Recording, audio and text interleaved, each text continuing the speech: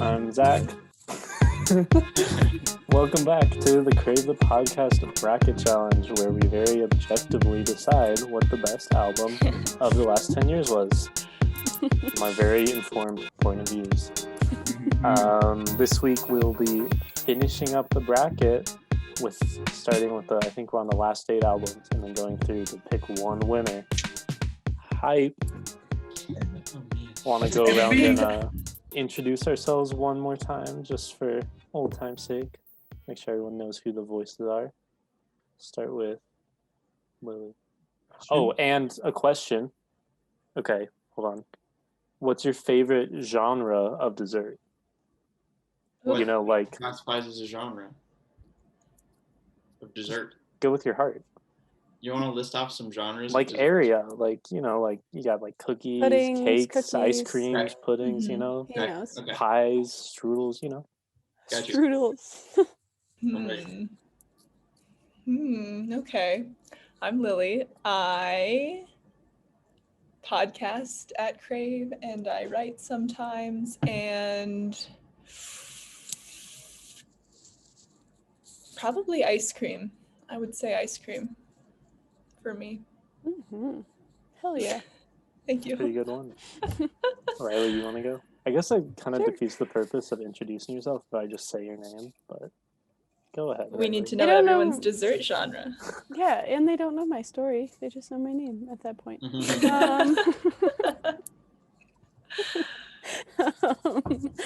My name is Reilly. I am in trouble. My internet. What are you saying? What? Hello? Hello? What is happening? I think his internet is dying. I think Jake was trying to sneak a word that somebody God. was unmuted and. Are we good? Okay, everyone's back. Everyone was gone for a second. Oh, that's what happened. We heard you mumble. Could you guys hear me? Oh, nice. I'm glad that I was so comfortable. That's so funny and cute. Don't cut it. Oh Don't cut no. it. No, Patrick, don't cut it. That was good. Patrick, Really sweet. cut out the part where he says, I'm Zac, and just start with welcome to the podcast. I'm just going to give you some little liner notes as we go along here. That's my listen to Jake. Go ahead, Red. Thank you. Sorry. No, it's okay. What is it? My name is Reilly. That is my name. I am resident queen, and I like that title. I'm sorry. You guys do so much more work than me, but I just like calling myself that. It's a self-confidence boost. Anyways, President Queen of what? You just said you're queen. that's all. That's In all that general. you need to know. Okay. Cool. Just at all times, bow down. And actually, okay, not to go on a total tangent, but I don't think I can call myself queen with Lily in the room. That feels wrong. I am the beta. Anyways, yeah, I know. That's how you know you're the beta. You call yourself that. Mhm. I mean, it's not a shameful thing. It's just how it is. Anywho, I am a person on the podcast, and I like baked goods. I like cookies. I like brownies. That's I multiple like- genres. You gotta pick one, Reilly. Come on. I can't I'm choose forcing all. a decision. But I don't like cake. I just like. You know what? I've been eating like a ginger cookie a day for the past 24 days. So I'm gonna go with cookies. Solid. All right, Jake, man of mystery in the dark over there. Hello, I'm Jake. I am gonna also go with cookies. Oh, I do podcasting and writing and photography. Do it all, but Have you- mostly cookies. Sorry, I had a question. Have you guys Mostly ever cookies. had that Eggo waffle flavored cookie at Crumble? I don't know if you've ever heard of it. Yeah, I have actually. Oh, yeah, Oh my I thought gosh. I feel like I've heard of that somewhere before, but I just can't think of where. I Yeah. genuinely was like, did Lily forget? It's like, Did she just not know? Did she? Yeah, tune for a out? second I was like, whoa, coincidence? That took me like 2 minutes to understand. Like that's how slow my brain is I today. thought you were serious. I I was was like, too. wait, are you serious, Lily? I was like, I'm just very quick. I know it's hard. I'm sorry to interject, Jake. Continue your introduction. That was it. I'm Okay. good now. He likes cookies. All right, Cal. Yep, I'm Cal. I hate to say cookies also, but like it'd have to be a milkshake or like a good milkshake or some nice slightly undercooked gooey Toll House cookies out of the tub. Yeah. Or just not None even of that cooked at all. none of that crispy crunchy cookie crap. That's Worst. Mm-mm. Terrible. Crunchy disgusting. cookies. Gooey, and it's got to be dunked in a nice cold glass of milk. Unbeatable. Pretty good. I agree. Oh, yeah. Crunchy's the worst. Thank you. Crunchy cookies suck. Yeah. I don't know. Crunchy pizza sucks too. What Yeah. about like when you're Thin having crust, coffee? crunchy, terrible. Lily, I'm with that. I got biscotti the other day.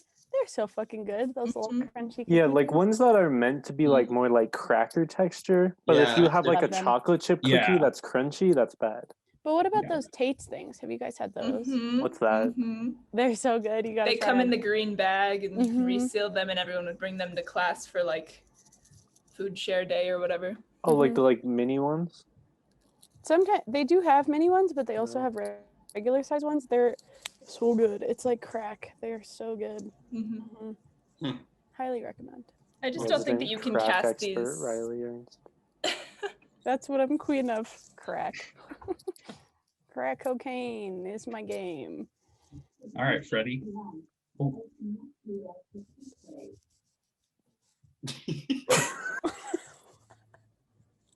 scary being in this room. There's like weird sounds.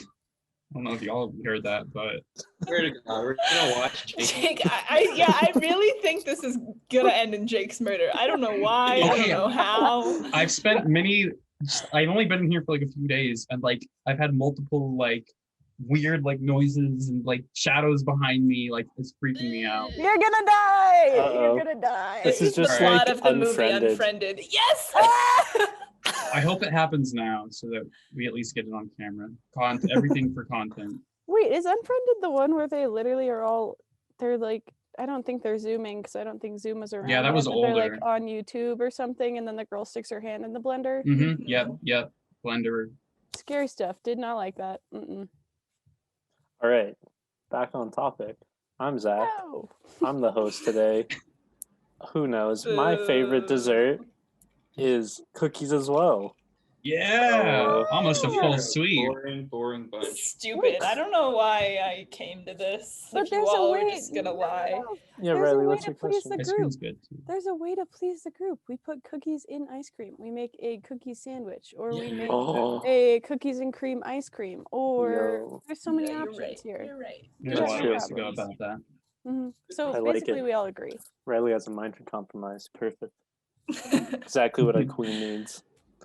All right, shall we get into the bracket then? Yeah, Let us. I have one thing. If Go is ahead. anyone in like a super big rush or anything No. like that? We got time. Okay, so Yeah. after last week, you all at home I don't even know if this is good. We might just completely cut this out. So I don't really know if I need to give a preamble or not, but you all might at home might have remembered our little interlude where we watched that 2014 Pop-a-thon. And you Did know, we leave that in? I didn't leave us in watching it, but I left in the very end where we're like, if you're wondering where we went for like 5 minutes, we were just watching this video or whatever. So I got a little inspired and I made Did you make one? it's not done yet. I'm gonna try and have it done by Friday. But right now I have the first 5 rounds. So when I started it, I was like just basically throwing everything together and I was like, it was just a mess. And then I was like, oh, I'm stupid. I should have like 8 sections and each section is like the 2 battles that happened in the first round. So right now I have the first 5 sections. If we want to go on a little trip down memory lane. Did you blend them? lane. What was that? Did you blend them together? So it's like a few different styles. Like when I first started, I was like caking. I was like kind of like trying to find one shots because, like I said, I didn't know what I was actually gonna do. So I got like snare from like Shalala and like a snare from some other song, and then like an 808 from a Mac Miller song and a synth from SZA. But then pretty much everything else is like more in like straight up mashup of just like taking like a beat and then putting an acapella over it or something. But basically just the first beat, which is SZA and Haley Hendrix, is like more of like I made the beat with like sounds, all the sounds except for there's like a few kind of FX sounds that you'll hear that aren't from the songs, but everything else is from the songs. Like I didn't add any synths or anything like that. Any external samples. Right now. So I sent the link. I can't open it. Oh, it's because it's private. I'll just make it public, I guess. But I'm utterly in awe. I can't believe What the fuck? I just threw together some. What? Wait, yeah, I can't see it either. It says it was not found. Okay, let's try Google Drive instead. I'm not gonna do SoundCloud. But I see trending tracks on SoundCloud are Zaza by 6ix9ine. Ugh. Oh my god, so bad. Yikes. Lil Yachty. I'm all right with some Yachty. I like Yachty. Yachty's a good dude. I'd be friends with Yachty. Yeah, he seems like pretty chill. Okay, wait. So I'm just gonna what's Zach? Oh, what's your email, Zach?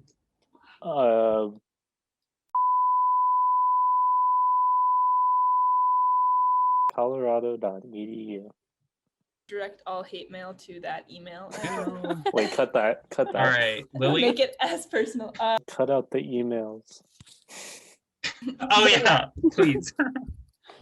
No, I want my French fans to be able to email me. All right. Yeah, so do I. I want fan mail. Are y'all able to access that? It should be shared now. Let me see. I'll give us a countdown and we can all hit play. I was messing around with screen sharing and like I can't bring myself to screen share it, like not because it's like amazing, but like it just ruins the audio quality so badly. Okay, yeah, I got it. Okay, I've also got it. Oh, everyone got it? God. Yeah. Yes. All right, are we ready? Yes. No. Oh Hold shit. on. Okay. Sorry, my email's slow. My internet is slow, actually. All right. Really, Come on. I've been working on that preamble, trying to get it down. I played this for one of my friends and then my sister and my girlfriend, and like I had to explain it for like 6 minutes what everything was because, you know, at least you guys are on the podcast, so I didn't have to give all the context. Oh my gosh, you're a tiny angel. Yeah, what the heck? It was very fun. I've never had slower internet than at this moment. This is all just further set up for Jake to get murdered. Oh no. Yeah. My big shining moment, and then Us right all at the assholes finale. surviving and he gets murdered, it would be crazy. It would be so wrong. Nothing could be more wrong. It's truly like the tragic hero Who's an out of all of asshole? us. Who's an asshole besides, I guess, Zach? Besides. Oh. We should just rename the podcast to Asshole Party or something like that. That's a great title. That's such a good name. God. Asshole number 1 through 5. That's how we introduce ourselves. Whoever's hosting is asshole 1. Oh, it's so close. What's your favorite asshole activity? Okay, I think we're good. I think I got it. All right. Alright. Everyone got it up? I'm gonna mute myself now. All right, cool. I'll give us a little countdown so we can sort of have the same experience. All right. 5, 4, 3, 2, 1. There we go. Dude! What the fuck? That was so amazing. What in the and out of nowhere? All week you've just been sitting on this, knowing Oh, we're yeah. gonna freak out. It's true. Ready? I think you cracked this heat, dude.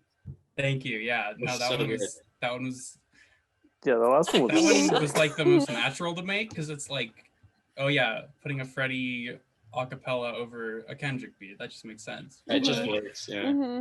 yeah, Oh that my was fun. God. I also really liked making the Lucy toy one. That was No, I didn't know how loved that was that gonna one. come together, but It was so awesome. fun. Like the way you ended it too with the little whispering. I was just like, oh my God, this is my favorite thing ever. Because I love both those albums so much. Yeah, How dare that's you be such so a good? fucking good song too. Angst in My Pants. Oh my God. We'll get into that more in a bit. But She likes to hump her bed. I totally a schnoodle. Okay, I just saw white and to it fur. and she's happening? like, Oh I'm God. like, bro, you gotta stop. It's kind of gross. Okay, Jake, can I just say Great that I work, like Drake. that better than I liked all the songs individually? That Yeah, was I so can't wonderful. emphasize that It enough. was Thank so you, good. thank you. Oh my It was- I think you should have made that so Incredible. that we could listen to that instead of all the albums. Yeah, I should just have that from the start. Yeah, that would have been a lot easier. But it was actually like really helpful to like have everyone's inputs from the past 2 episodes on like what everyone's favorite songs and like a few of the little moments and sounds were like specific things that people had pointed out. So that made it a little easier to narrow it down. Because it was like so intimidating at first. I had like 50 tracks in Ableton and like just I was like, where do I start? And then I just felt like an idiot when I realized, oh, just to like have 8 sections, whatever. Mhm. It was fun though.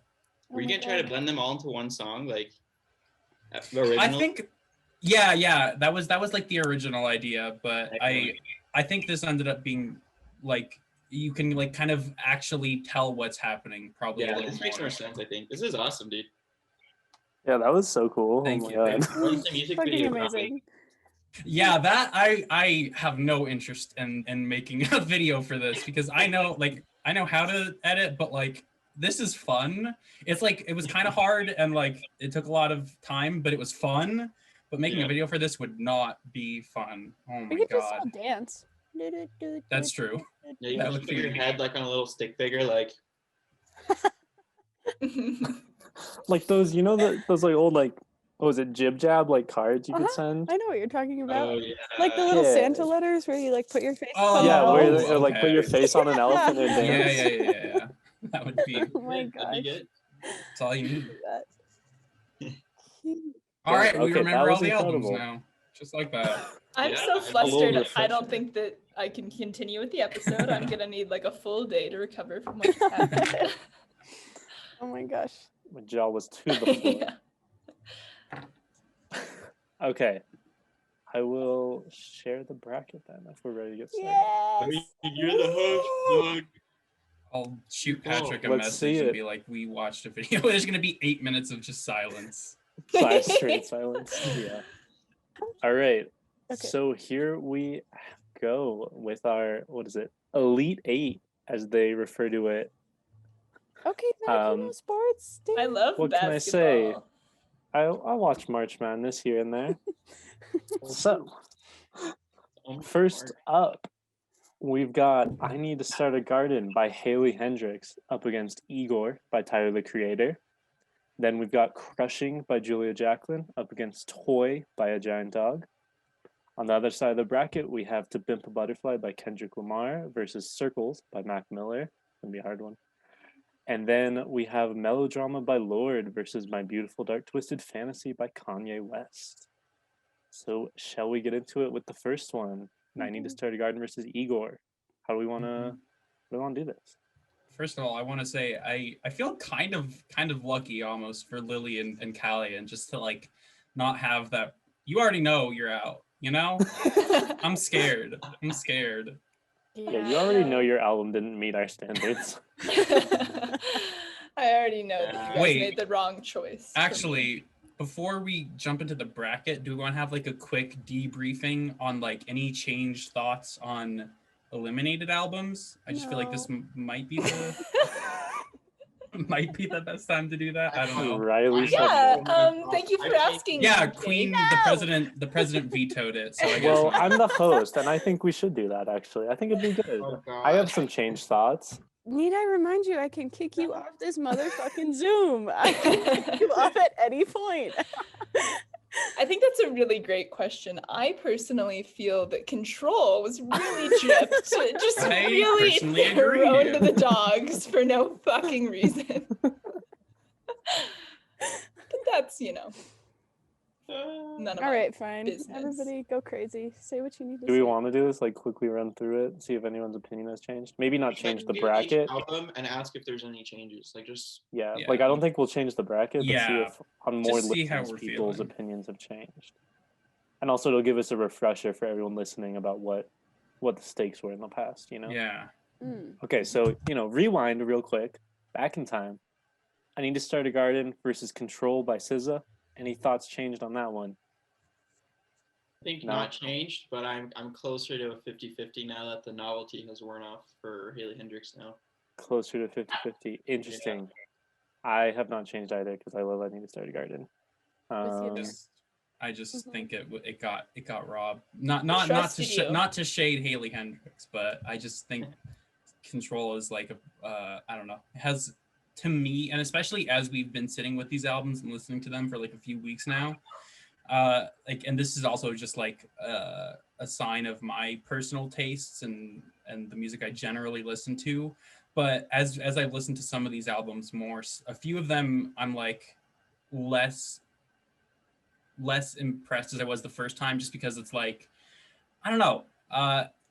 The maybe it's because I'm not picking out the intricacies and differences in like the soft indie rock genre, but a lot of it is now that I've been listening to it quite a bit, is starting to sound a lot more similar in some ways, not in every way, but in some ways, just like from album to album and song to song. Some of them have been going up in my mind, some of them have been going slightly down, but I do think that SZA's Control is, in my opinion, just an amazing album. Very, very wise words from Jake, but unfortunately, Control is Wrong eliminated. words. So Get that shit out of here. I just personally feel that I trusted Kalyan and he betrayed that me was for absolutely crazy. no That- reason. And That still is one of the biggest I upsets. trust myself too. And then anyways, they can listen to episode 11 if they need to hear this. Let's keep it rolling here, okay? Yeah. Just We don't need brief to thoughts. rehash Dead Dogs, whatever it's called. I don't know. They're just saying. what? What? No. Anyways, Beat a Twin horse. Fantasy. Dead horse. Is Lost. that what you're trying to say? Twin Fantasy. Yeah, thank you. Beat a dead horse. Rehash Dead dogs. Dogs? Zach like turns to his pile of like murdered dogs in the corner of his room and is like, "Oh right, opposite of that. Sorry." Okay, anyways. So Igor had beaten out Twin Fantasy by Car Seat Headrest. Anybody's thoughts changed on this? Because I know still disagree. my thoughts have actually changed a little bit. Igor, I listened to it more and I liked it a lot more, I will That's say. funny. I still think I like Twin Fantasy better just because, like, musically, I enjoy that type of music more. But Igor, I will say, I think I gave it a harsh time the first go around. I will have to say that I've been also listening to Igor pretty consistently the past few days, and certain songs are growing on me, but I find myself having to turn it off like halfway through because I'm like, But that's just a personal All right, issue. so Reilly's opinion has not changed. Riley's Okay. Funny that opinion- you say that about Igor because that's how I feel about Twin Fantasy. I thought you were gonna Yeah, come for same. Toy, and I was like, That's how No. I feel. I'm starting to feel more that way about Twin Fantasy because I really like Car Seat Headrest, but I've been listening to that playlist just a bunch, and there's just like, of the songs that I will skip, if I'm gonna skip any songs, it's probably gonna be like that 17-minute or that Beach Life and Death song, honestly, just because they're so. That's not even a fault on them. Like they're going for like a kind of proggy feel, so it makes sense. But can I ask something? Did you guys listen this week mostly to the playlist with all of them, or did you listen to just the 8? I listened mainly to just the 8. That's what I Yeah, did. me too. Mm-hmm. yeah, same. Okay. Before that, though, I was listening to all of them. So Right. No, I definitely hear what you're saying. I think Twin Fantasy is, aside from like Bodies, most of the songs I wouldn't listen to like if they came up on shuffle, but like Such- listening through it like cohesively as an album, that's I definitely enjoy more. That's fair. All right, sorry, trying to keep this moving so we don't have another 4-hour recording session. Crushing beat Soft Sounds from Another Planet by Japanese Breakfast. Anybody's thoughts here changed? I like Crushing a little bit more than originally, but I still prefer Japanese Breakfast a lot more. I voted for Crushing, and I think I might prefer Japanese Breakfast now. Yeah. Okay. I mean, I did kind of come for Soft Sounds, and I didn't mean to, but I've been listening to it more recently, and I've been like, oh, this actually kind of hits. So I like that album a lot more than I did when we started. Mm-hmm. Mhm. All right. My opinion didn't change because I voted for Soft Sounds, but I think it's been much more strongly cemented for me. Soft Sounds is like actually, well, I listen to it basically with headphones instead of one earbud.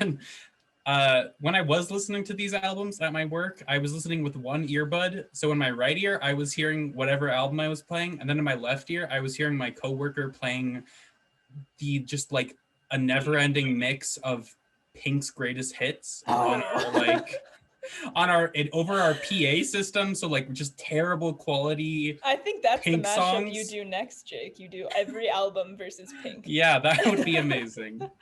Oh my god. But yeah, listening to Soft Sounds, especially with headphones, just like really took it to like another level for me. Mhm. I feel like the whole like space theme really kind of comes to life when you listen to it in stereo and with decent quality headphones. It is like so gorgeous, Mhm. so ethereal, and like transports you to another world. So many like really intricately created sounds.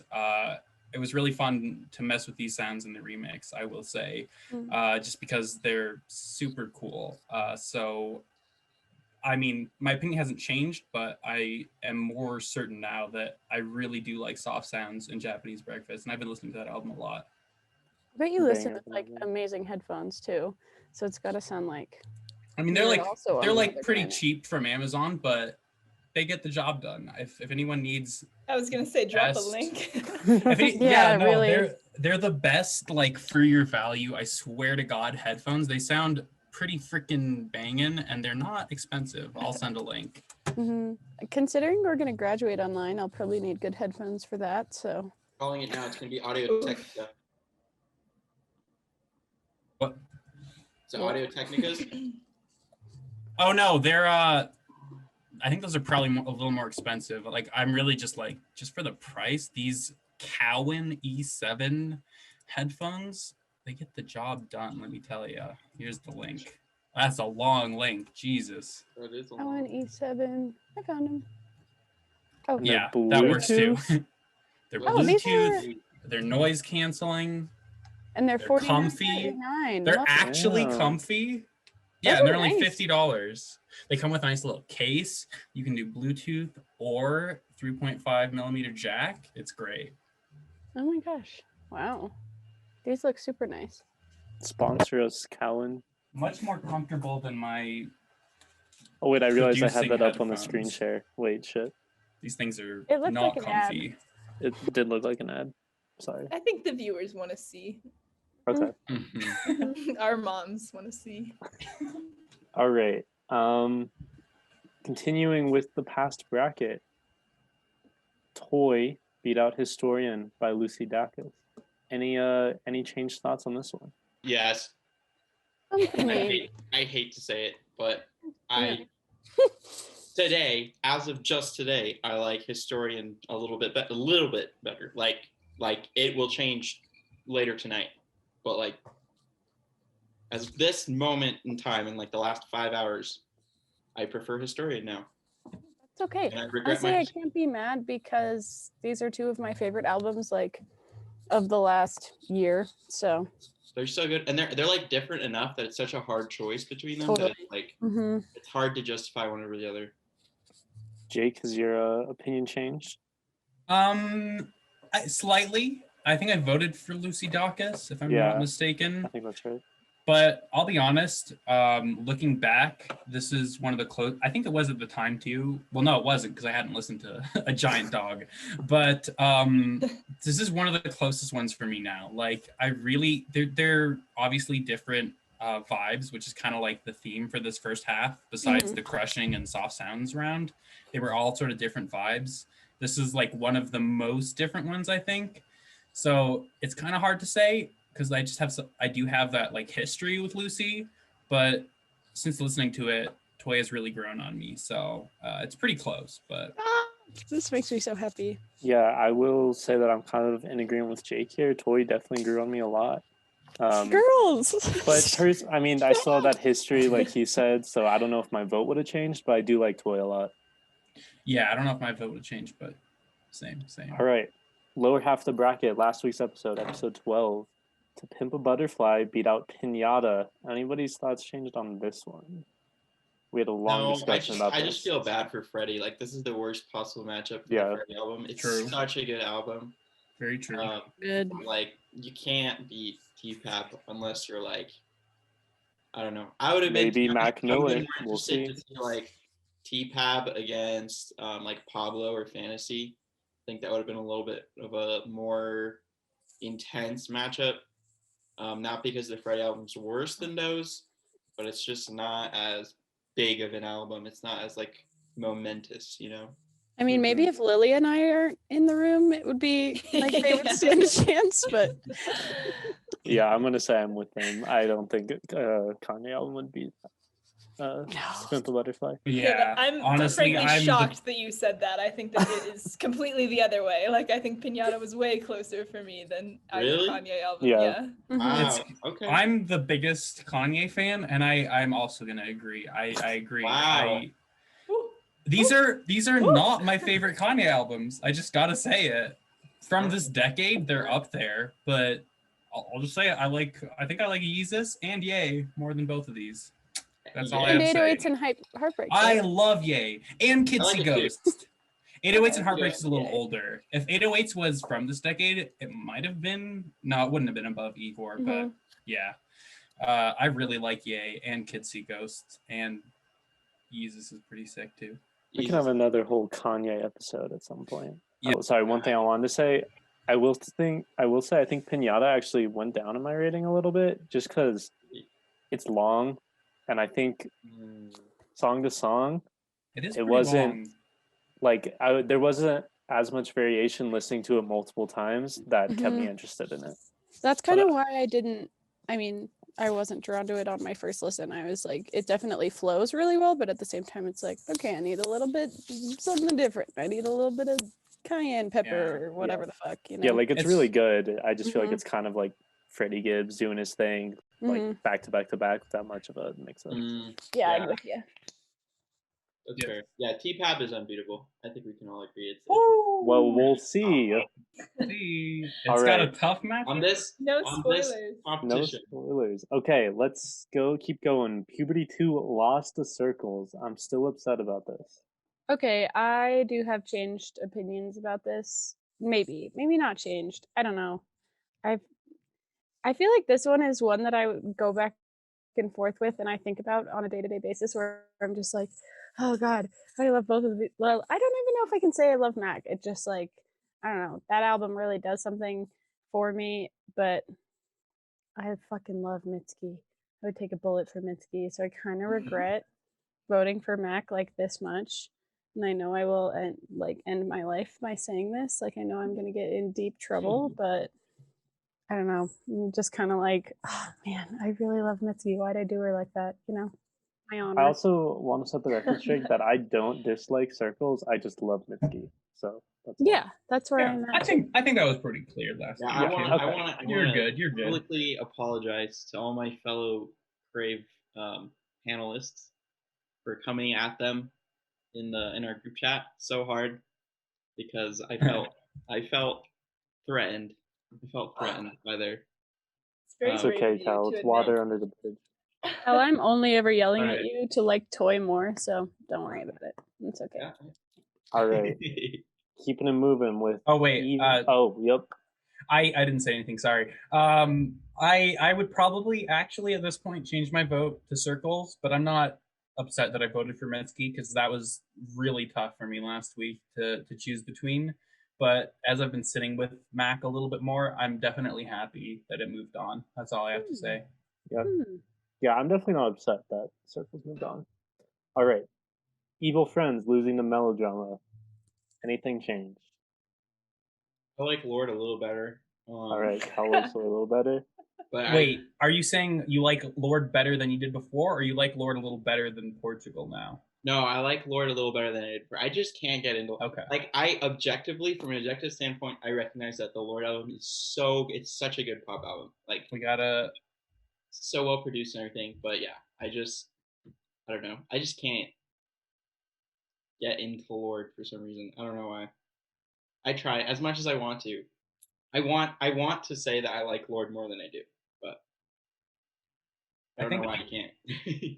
That's fair. That's fair. I think Zach brought it up in the first episode of this, and then no one said it in the last episode. I listened to the whole recording and edited it, so I just kept thinking about the fact that we said objectively way too many times last episode, and I'm cutting it off right now at the beginning.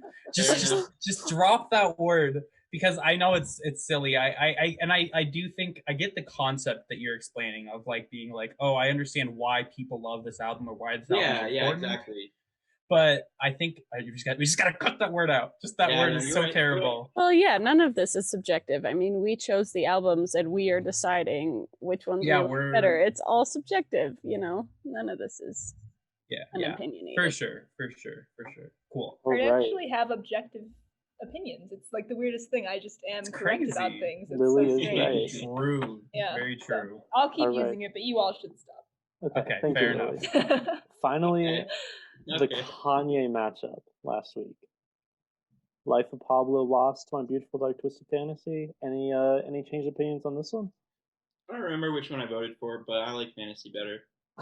I think that's what you voted for. Yeah. My opinion is that I like, the longer I've thought about these two Kanye albums against each other, or like in general, I'm just like, God, I am sick. I'm sick of Fantasy. I'm sick of it. I think it's just the most. Oh, I will save my thoughts for later, but I'm sick of it. That's all I have to say. I have a comment for you from one of our listeners, who is Lisa, who was offended and horrified that you voted for Life of Pablo, just for your information. Ouch. I'm sorry, Lisa. Shout out, Lisa. Friend of the pod, Hey, Lisa. But, sorry. Fantasy sucks. No, Wait, I think that's actually I something get we it. need I to get do. it. It actually doesn't suck, but Did we? I have more thoughts. I'll Yeah, get to actually, them later. objectively, it's a very good album. Yes, right. Thank you. I think we needed to shout out Lisa on this podcast. I think Lily and I agree. promised her that we would shout out I Lisa, promised her as well. because I think she is the main person that actually listens to this. I would agree. Number actually. one fan, probably. So.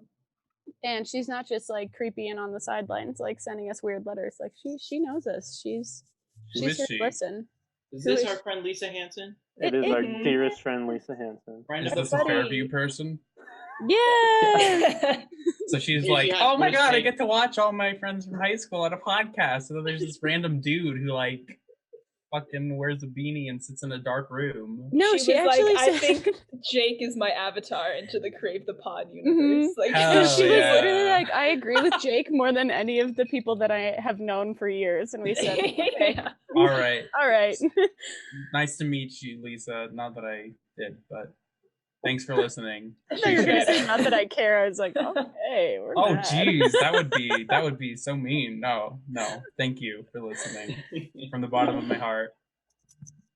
Shout out, Thunder. Lisa. Yeah, I think my mom kind of stopped listening once we started doing this album stuff. So My sister's actually listened to all of them. She binged the last two in the last week. damn. Wow. Binge. Hi, them. Julia. That's impressive. I'm sure you'll listen to this Shout one out, too. Julia. Shout Yeah. out Annie, Julia. listen to a single episode. That's my girlfriend. Oh. Yeah, Margot listened to one, so it's okay. Anyways, keep going. All right. That's I it. think that covers up the wrap up. Not a lot of opinions changed, so that's pretty good. So let's get started with round 2 or Elite 8, whatever, the final 8 albums.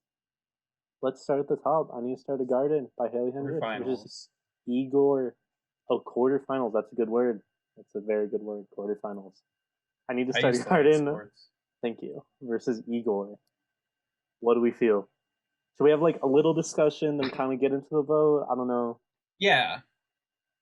Because it's a different matchup. So Yeah, like I it's a feel like different we're matchup. comparing different things. I would agree. I think we know our thoughts on the albums in general, but if we want to talk matchup wise, I don't know how that works. Anybody have thoughts on this one to kick us off? Yes, Lily. This is so hard. Bringing in the gays, I said this the first time, but I love Igor from like the queer art perspective because it's just such a good cohesive album about like a queer relationship and like a queer male masculine relationship, which is awesome, and I love that. Haley Hendricks, however, as a gay woman, I feel is also very gay. I don't know if she is gay. I don't know that we know anything, but the whole album and eating the pomegranate and, you know, whatever, like every word that she says, I'm like, that's gotta be gay, right? So this is a hard matchup for me because I feel that they are both such gay albums. I keep saying gay. Just say fruity. I don't know. They're fruity. They're fruity. albums. Yeah. Zac doesn't like that. I just don't think I'm gonna say that, but I mean, it is like an interesting matchup in terms of like being gay as a man and being gay as a woman. Like I think it's kind of interesting from that perspective. I mean, I don't know if Haley Hendricks is trying to make this gay, but I feel very gay about it, so I'm gonna talk about it as if it's gay. So I am kind of split. I think I lean ever so slightly towards Igor just because it's like a more cohesive story and it's longer, which I think is not really a good reason, but I just, if I were to like pick one album that I could listen to and not the other one ever again, like I think I would probably pick Igor. some hot takes coming in from Lily starts out. Mhm. Anybody else have anything they want to dish in there? Yeah, go ahead, Jake. All right.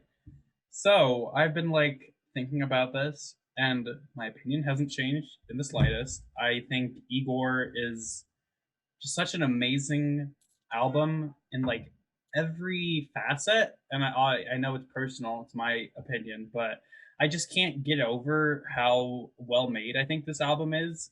Like I said, in literally every way. Something that I kind of had forgotten about it that like I really resonated with like the first year it came out, that I just like was blown away with. And since I've sat with it for so long now, it like kind of got to the point where I was just like, oh, I love Igor, I love Tyler. But one of the things that like really captivated me with it was just like how much it felt like a movie or something, how cinematic the story felt.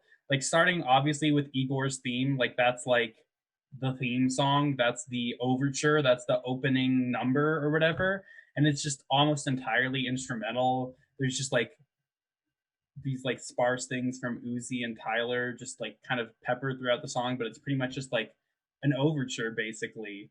And then every song from that point forward, to me at least, feels like it really is telling this story, both like sonically and lyrically, of like the like different parts of the relationship, like the initial like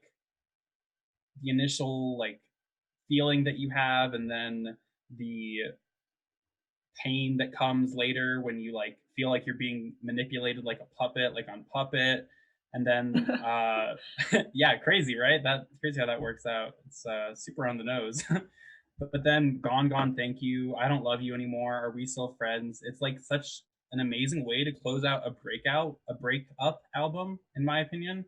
I think it really just like captures like the full experience, the full story of this gay relationship, as Lily so aptly put. Everyone has to say gay at least 4 times, or else you're not talking about Igor. And you must keep the theme by using coming out in some way. That is our favorite phrase, I swear to God. That's your favorite phrase. Yeah, I started it with the whole wrestling thing. But I just like there's no album that has like resonated with me, I feel like, for this. I mean, it's only been 2 years since it came out, roughly. Not even that quite, but a lot of albums I'll like love for a little bit and then kind of move past them. But this album has just stuck with me for almost 2 years now, and has since it came out just been like I'm like, oh my god, this is like amazing. This is like the only album I think I can like actually give a 10 out of 10 score to. Not that I like really like care that much about scoring albums, but whenever I do, just like in my little head, this is the only one I think that could earn a 10. I love it so much, and I don't know. That's probably all I'll say for now. I could really go into detail, but I'm trying to just keep it general about how I feel about it. But I just love this album so much. And Tyler, this is his magnum opus in my opinion. I really am curious to see where he goes from here, because I don't know how you can top Igor. It's just so amazing. Yeah, well said, Jake. Cal, Reilly, any more thoughts to chime in here? Yeah, I can hop in here. I this is one of the ones I had to pre-decide, because I was like, the Haley Hendrix album, as you guys know, just surprised me so much. Like I liked it so much more than I even thought I would. That I was like pretty split, because Igor is a very good album for all the reasons that Jake just touched on. It's just so like powerful, like the message in it and storyline and the music itself, especially the music. Like the production on it is, if you know even the smallest tidbit about production, like the value that album has, in that sort of realm is just incredible. Like, there's so much intention behind every little sound and every little detail of the album. But it's just like it's hard. Again, like if you know anything about production, even in the slightest, like it's hard not to listen to that album and be like, wow, this guy he must have sat here for hours, like just picking out sounds, like, before actually playing anything. It's just such a good album. And the Haley Hendrix album is so good too. And it's like, it's such a hard choice, because again, they're like so different for so many reasons, but at the same time, they have like very similar threads, I feel like. And it's just like, how they're good for like the same reasons almost. Like the production value on I Need to Start a Garden is so good. It's so good. It's good. But like, I don't know. I will say I prefer the vocals on the Haley Hendrix album. I do think she has a more sort of specific style that really resonates, especially with the lyrics she delivers. But I did decide. Do you feel that the lyrics are gay? I'm sorry to keep bringing this up. I feel that in both albums the lyrics are gay. But what I was going to say was, it's not an album. Neither of them are albums that are catered to a gay audience per se. Like anyone can listen to either of these albums and resonate with almost everything that's said. You know what I mean? Without blinking an eye. You could have the most like raging conservative anti-gay person listening to Igor and being like, oh my god, this is such a great album. You know what I mean?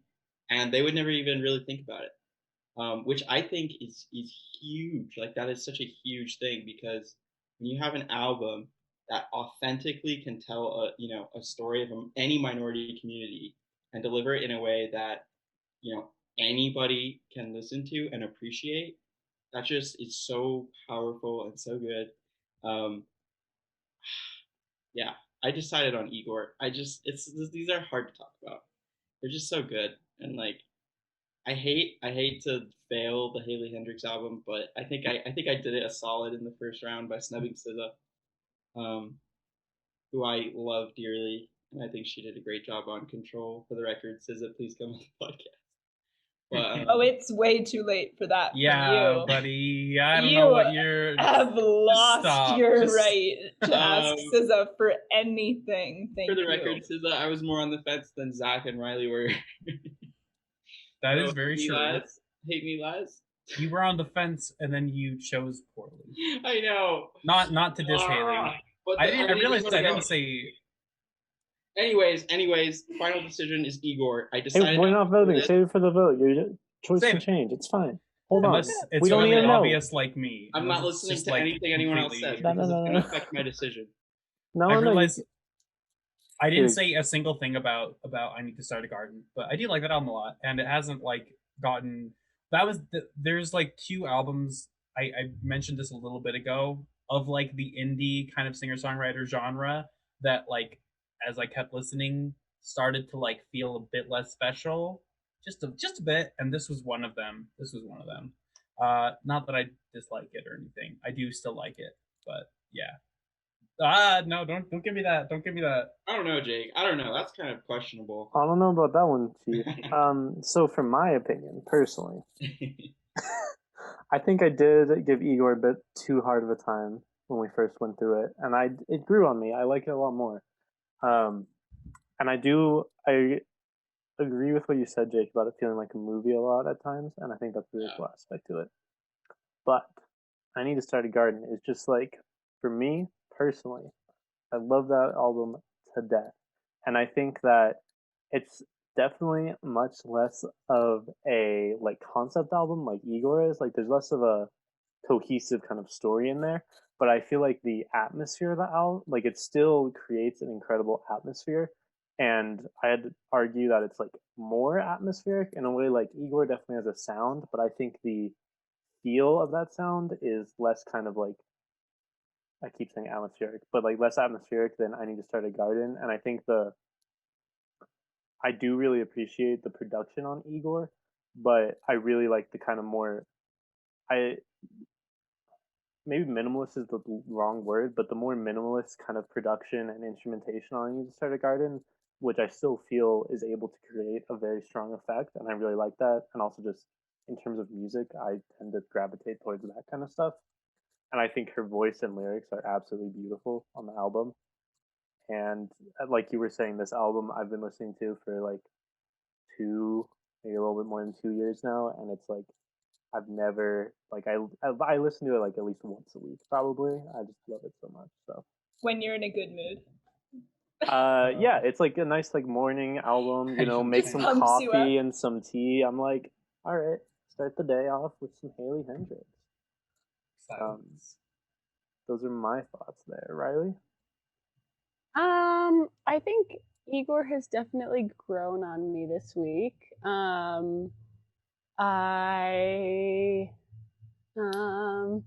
don't know. I have a lot of thoughts floating in my head about what everybody's been saying, but I'm not going to say any of them. I'm just going to leave you all to wonder. I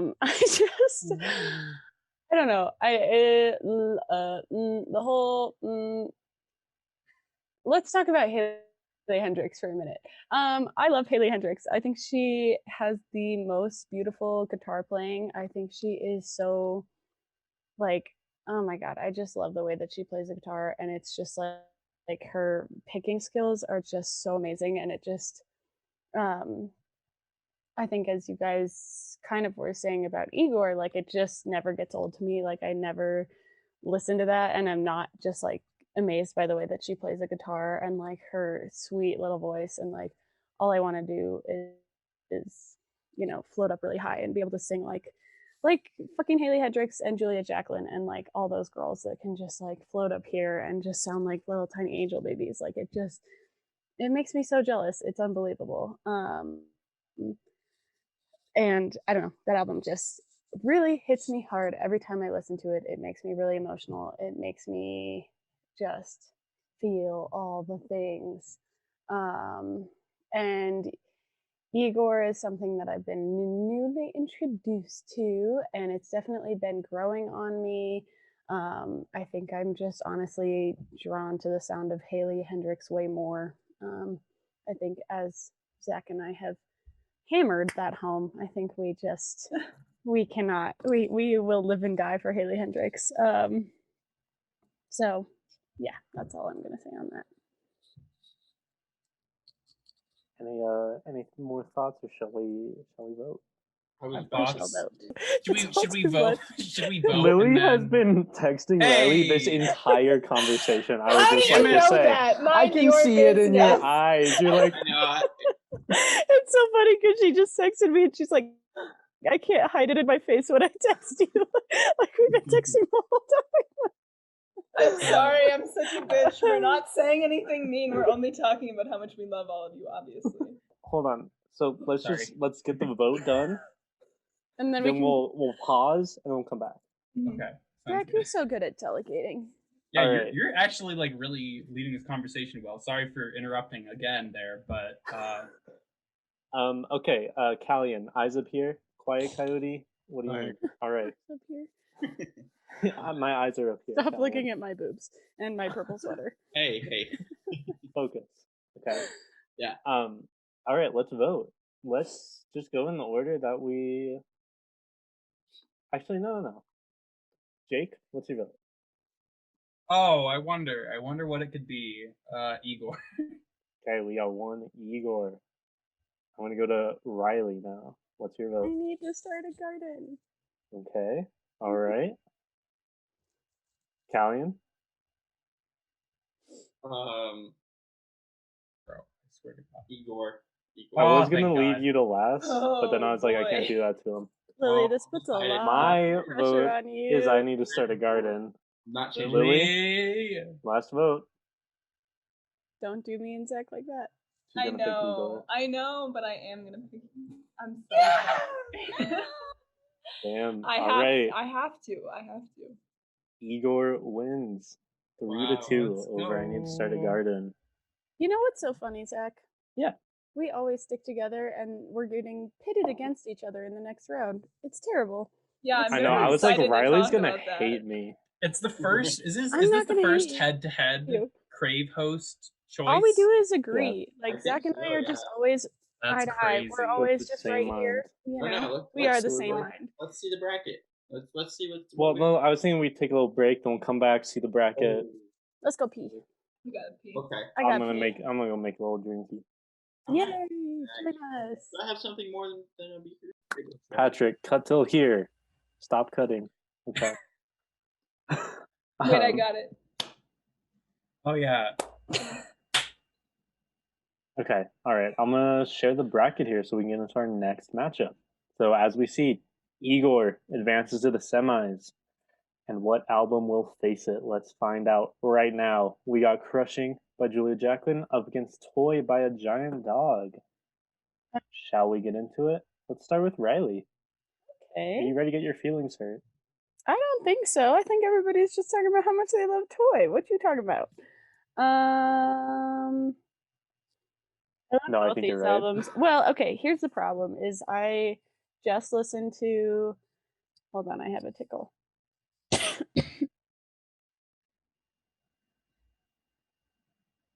This is I'm so so sorry. awkward.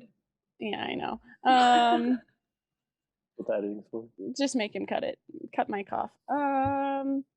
I listened to Julia Jacqueline. I listened to Crushing, like literally right before we started filming, and that was why I asked to start filming at 6:30. Was because I just wanted to listen to it all the way through again, and I had myself fully crying by the end of it. I was just like, I don't know, that album just the way that she talks about bodily autonomy. I mean, musically, I think that it is definitely really, really, really simple. It is very, very much pared down. And I think she is really good at building, she does a really good job at building a lot of harmonies to kind of make up for the lack of like guitar kind of complexity or just there's not a lot at least instrumentally that's like super complex, which I think is part of the beauty of it, but also kind of the thing that I'm like, okay, like she could have done a little bit more there, but she still had me crying. So I think that the lyricism on it is really amazing, and I think the way that she talks about like I also thought it was interesting. I was thinking about how both of the albums are kind of about sexual relationships, just in very different ways. So it's kind of a really, I don't know, just thematically interesting pairing. I don't know. Listening to Julia Jacqueline definitely makes me very emotional when I listen to that album, just because of the things that she talks about. But to move on to Toy, I did a fun experiment yesterday where I listened to most of the albums while I was skiing. I was either listening to them while I was like driving up and down or while I was skiing. And man, Toy has just got such good energy. Like, it is just so fucking good. It is so, like, the instrumentation on it is so 1970s punk. Like, it's just so, like, I don't know. It just, it for me, it has a lot of like the roots of punk, which is kind of what I'm drawn towards a lot of the times, more than like newer stuff, like really crusty stuff kind of is a little too screamy for me sometimes. But like, I don't know, it's just got like the instrumentation of like, you know, the Ramones or the Clash or some band like that, where it's just got like really good bass tones, like, you know, consistent, like it just is like loud and crashy, and it's again not all that interesting or like varied. It's just like fucking great noise. It is awesome, awesome noise, and it's just like loud, and it gets you excited, and it just like gets your blood pumping in this really amazing way. And then again, the lyricism on that album, as I've talked about, is so fucking awesome in the way that it is like so sex positive, and it's just like the whole album is just like, oh my god, I want to get fucked, and I love that so much. So those are my feelings about it all. And I know that we've been there and done that, but like that's what I was thinking about the last few days. Zach. Just another quick note. Your microphone, I think, is rubbing on your like jacket. No, I just made a whole manifesto. No. Like, it was fine. No. We could hear you. It's just like in the future, you might want to. It's not a big deal though. I'll just fucking hold it out here. I'm sorry. No, sorry you're that totally I'm good. such a fidgety. I'm sorry that you're having so girl. many audio issues. troubles. Last week you just kept like going silent, and I don't know. Yeah, It was I don't know what the fuck with that. Yeah, that made no like this. I understand why it's happening. At least that was very confusing. Well, fuck me then. Anyway, does anybody else have thoughts? All right. Well, since I made you go first, talking about the album you put into this tournament, I guess I will talk about the album that I put in. So, personally, actually, first off, I'll start with Toy. And listening to it more, it definitely grew on me a lot. And generally, I will say, I think like high energy, loud music, I don't really listen to much. Like, y'all know me. Yeah, totally. My favorite artist is Julian Baker. I don't really like that much. This is shocking. I know, right? Anyways.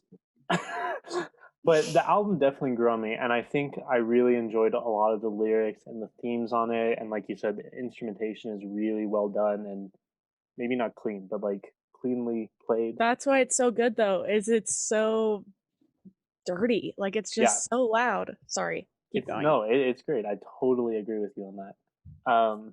Then on the other hand, Crushing, you know, I put this album in. I think I talked for way too long 2 weeks ago when we first talked about this album, but I absolutely love it. And I think what you said with it being simple is something that really draws me to it because, again, I like kind of more restrained music. Mm-hmm. And I think it's really incredible how much she's able to do without having like this very complex kind of chorus of instruments behind her, and the emotion that she's still able to get at when it's really just like her and a guitar. You know, like Comfort is like I cry to that song so much, and it's like there's not much going on there. It's like mainly just her voice and maybe like a little guitar in the background, but beyond, like, it's just such a powerful and emotive song that I'm just like blown away every time. And the whole themes, again, like I think I talked about 2 weeks ago, I just really enjoy like how it touches on all these different themes and experiences. Were you gonna say something earlier? Oh, I was just gonna say I was kind of thinking about Julia Jacqueline versus Tyler, and just the different ways that they've been able to convey a breakup. And I feel like Crushing, just for me, I know you guys love Igor, but it just is a lot more honest, I think, and just the way that she's able to convey the breakup. Like, I'm sorry, Lily's getting mad at me, but the way, granted, I haven't listened to Igor nearly as many times as I've listened to, you know, Julia Jacqueline, so I totally could be missing things or misunderstanding or whatever the fuck, but like, I don't know, it resonates with me, I guess is the way I should say it. Yeah, I definitely agree with that. Like, Crushing definitely feels like how I feel when I go through a breakup. Yeah, Whereas Igor, me like, too. I can appreciate for the story and appreciate for the incredible sound design and all of that, Totally. but it doesn't like hit as hard for me as Crushing. And I think part of that is just like how sparse Crushing is I think it's, for me at least, much more relatable because it's just like so laid bare and out there. I think that's all I want to say. I'll hit it over to Lily because she's making faces. I'm always making faces, apparently. I A can't pretty little control face of yours. So initially when I was voting on these two albums, I was like, oh, Reilly introduced me to this one, so I'm gonna vote for it, and Zac introduced me to this one, so I'm gonna vote for it. So now I'm just picking which one of you I love more, I think. So just keep that in mind. Just keep that in mind in my vote. Win-win situation for me. You have both betrayed me deeply, and you know how. So I don't care. I don't love either of you anymore, and that's really how it is. Sorry. I don't know if I said this when we were reviewing, but I think listening to Toy this week did a lot more for me than when I was listening to it before. Like, I just was doing something and had the playlist on shuffle, and then a Toy song came on, and I was like, what is this? What's happening? What's going on? This is incredible. And then I like looked and I was like, oh, right, yeah. Or it was even like a different playlist, I think. Anyway, but I was just like stopped in my tracks of doing something else, which is very hard to do. So I think Toy has it for me by ever so slightly, just because of the noise and the headbanginess and all of that. Like, I do really also like Crushing, but I think it has kind of a different place in my life. Like, it's more of a background noise type of thing for me. It puts me in a very nice, like, calm, centered space. You cry to it, but I feel calm. And I think that Toy sort of brings me up a little bit in like a way that I really appreciate. And then listening to the whole album front to back brings me up and like keeps me kind of up. Like, it moves me around a little bit, but it keeps me like above my general energy level, at the energy level that I strive to be at, which is a higher energy. So yeah, I think ever so slightly Toy has it for me. Sorry, Zac.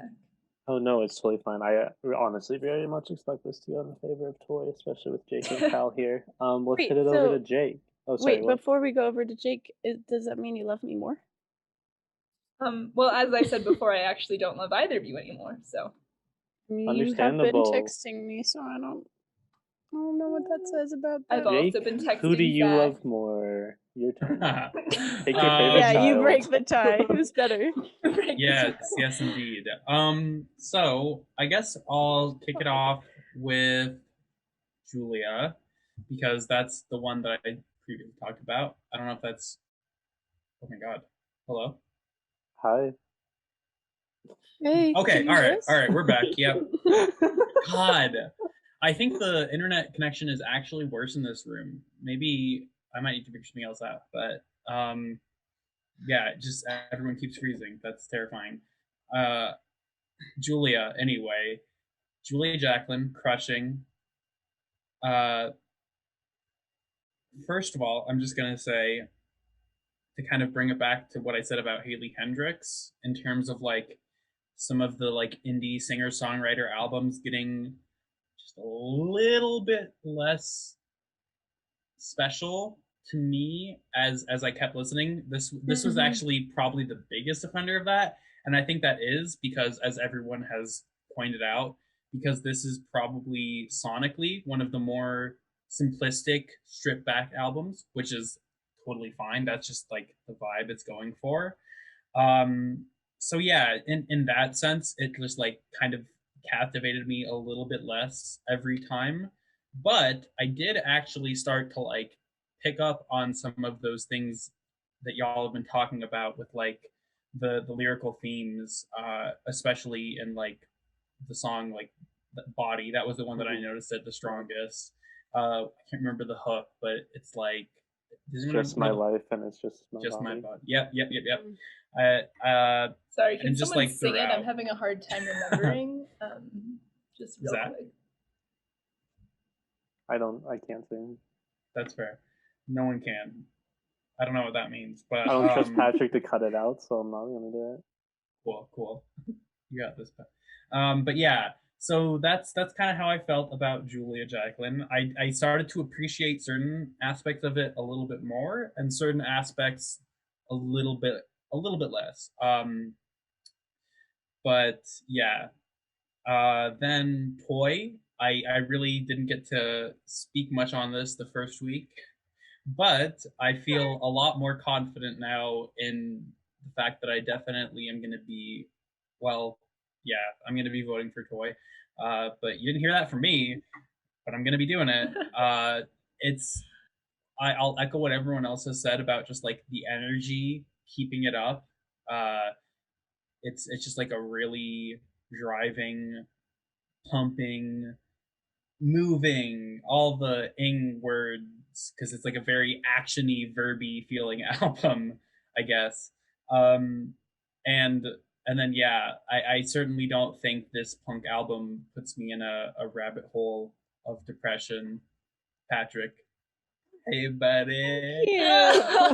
But I feel like I kind of get where he was coming, maybe where he was coming from when he said that. I think maybe I'm like thinking about a lot of the punk music that I've heard, not specifically this album, but that is like actually kind of like crushing in the sense that a lot of the punk music that I've words? I'm sorry. It wasn't, but I wish it was. I'm just like thinking of a lot of this punk music that I've been exposed to that is like, I mean, one of the main things about punk, right, is like talking about like systems of oppression and all this stuff. Absolutely. Not super fun to listen to or to like dwell on, I guess. The music itself can be kind of still really engaging and fun to listen to, but some of the lyrics are what's going on. That's just only my identity. That's all I do. Is dwelling on social problems. I'm sorry. Yeah, and you know, I think Patrick did make a good point that a lot of punk music does bring up those themes, and they can be. I mean, that's kind of the essence of it. That is the essence of it. When you have punk music that's like not talking about stuff like that, it's kind of whack. Oh, someone said whack. Oh, Kalyan said whack. Someone said whack. What kind of whack right now? Speak up, Kalyan. Don't type in the chat. Come on, let our listeners hear what you have to say. I usually you can't just hide it in the chat. With everything Jake says. But right now, because I know it's going to vote for To Pimp a Butterfly later, and that literally only talks about social justice. Yeah. Well, I'm not saying that's the bad thing. Not to call you out, but I was just saying that I get where I just was saying I agree with Patrick in the sense that punk music can be depressing in a certain sense. But yeah, that's fair. So yeah, I'm gonna be for the vote. Save it for the vote. Wait. Oh, sorry. Cut that out. Wait. Cut me saying that out. Yeah, Reilly, go ahead. I just can I just out of curiosity, what are you referencing? What are you listening to? Like, what are the specifics that are you thinking about when you're making this judgment call? So I'm trying to think of like the full albums I've listened to. One of them is NoFX. Oh, awesome! I'm sorry, I love them. Yeah, it's Warren Airism. Mm-hmm. That was one of the albums I listened to. Where the energy and the feel of it is really great, but like literally practically every song besides like, you know, She's Nubs and some of those other ones were just like about capitalism and imperialism and super fun topics to dwell on. Lily's like, my bread and butter. Oh god. Keep going. With Toy, A Giant Dog, I'll just like some of my favorite tracks were Roller Coaster, really great. And then Far and Away, my favorite track was Angst in My Pants. I used it in my little Crave-a-thon. Yeah, you did. I love it. And this is like one of my favorite like ways to like make a song is to like have a song playing on loop in Spotify and then go into like Ableton and like make a bass line or like a drum beat like as I'm listening to that. And then by the end it's like complete, you wouldn't even like recognize that it came from that song. Totally. But I did that with Inks in My Pants because I don't know, something about the drums and the synth was just like that like screaming synth that like kind of rises in intensity throughout that song really got me. And so I made a little song to that because I was just enjoying it so much. So that's always a sign of like I feel like me really appreciating a song. So yeah, loved it. Gosh. This is like the upset of the year. I don't think so. I don't think anyone's surprised by this. All right, Kalyan, I'm surprised. Zach is feeling a little hurt. I'm just playing it cool. I'm not. I mean, like I expected upset. this. I knew it. I understand how people generally, react to the music that I deeply love and enjoy, and that's okay. But make it personal. I mean, it's not personal fine. enough. I know think you don't need to care bring about yourself me, but, into the conversation. I need to center more. myself, of course. It's my turn. I'd love to start off by saying that Zach has put me on some pretty cool artists. Zach is a genius. Who? That I probably wouldn't typically listen to in my own time or search for. Yeah, but he has played some songs in the car on a late night drive that I'm kind of like, hey, that's pretty good. So Zach, your music taste is great. It's fine. Good work. Thanks. No hurt feelings. I'm mainly saying this to defend myself from him when I eventually vote for Toy because I knew you would. It's fine. Yeah, I'm sorry, but the energy in Toy, I think. Okay, I'm gonna start off with Crushing. So Crushing, I think, was the one album I like didn't listen to basically at all last week. Like I got through like 3 songs, or like the first time or whatever, and I felt bad because I was like, wow, I just like did not give this album a fair chance, and I ended up voting for Toy because it was like I had actually listened to that one. But I listened to it this week a few times, and I like it a lot. But I do have to agree with everyone else that like sonically, musically, it's not like a very.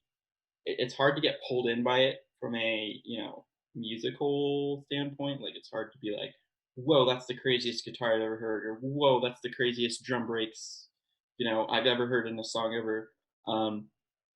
But that's not really the point of that album, I guess, and it's definitely catered more towards the lyricism and kind of the emotions behind the voice, and the music just kind of acts as a backdrop to that more than anything, which works in a lot of ways for what it's trying to do.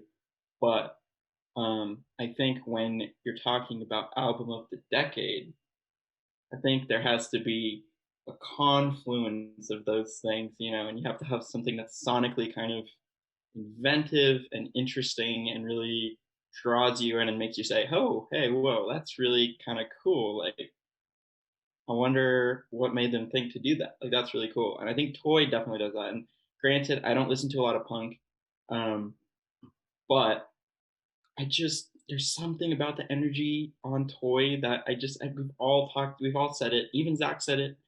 Like something about the energy on Toy is just so, I don't know. And maybe I prefer it just because I have like a more positive association with it than I do with Crushing, just because Crushing is a breakup album. Like it's not necessarily the most uplifting, like, Do you find it crushing a little bit? I find it a little bit crushing. Does it grab you? I'd say lyrically it grabs me, but I think musically it leaves something, that I want more of. Like I just kind of wish that I could say that I like the Julia Jacqueline album more, because I feel like the emotion, the conveyance of emotion on the album is a lot stronger. But since it's only coming through the vocals, like it's hard to really say that the album as a whole is better. I would say the Julia Jacqueline vocals and vocal performance is a lot stronger and emotive. And not that the Toy one is bad or awful or anything. Like it's very good as well. But I think that Julia Jacqueline definitely does a much better job of conveying what she's trying to say with her lyrics and her voice.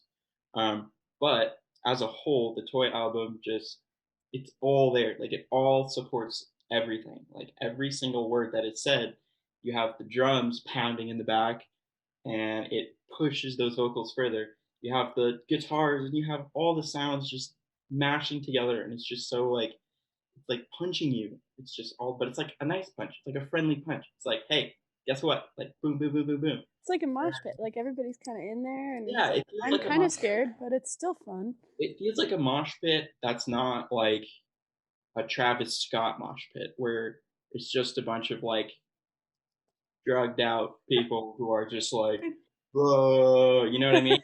Very like I don't know what you mean, but I up can. tempo vibe. You know what I mean? Like it's very clean and up tempo, and the I don't know. Like a social distance mosh pit. Yeah, yeah, yeah. I guess. I like what I think Zach was saying, that it's like so clean.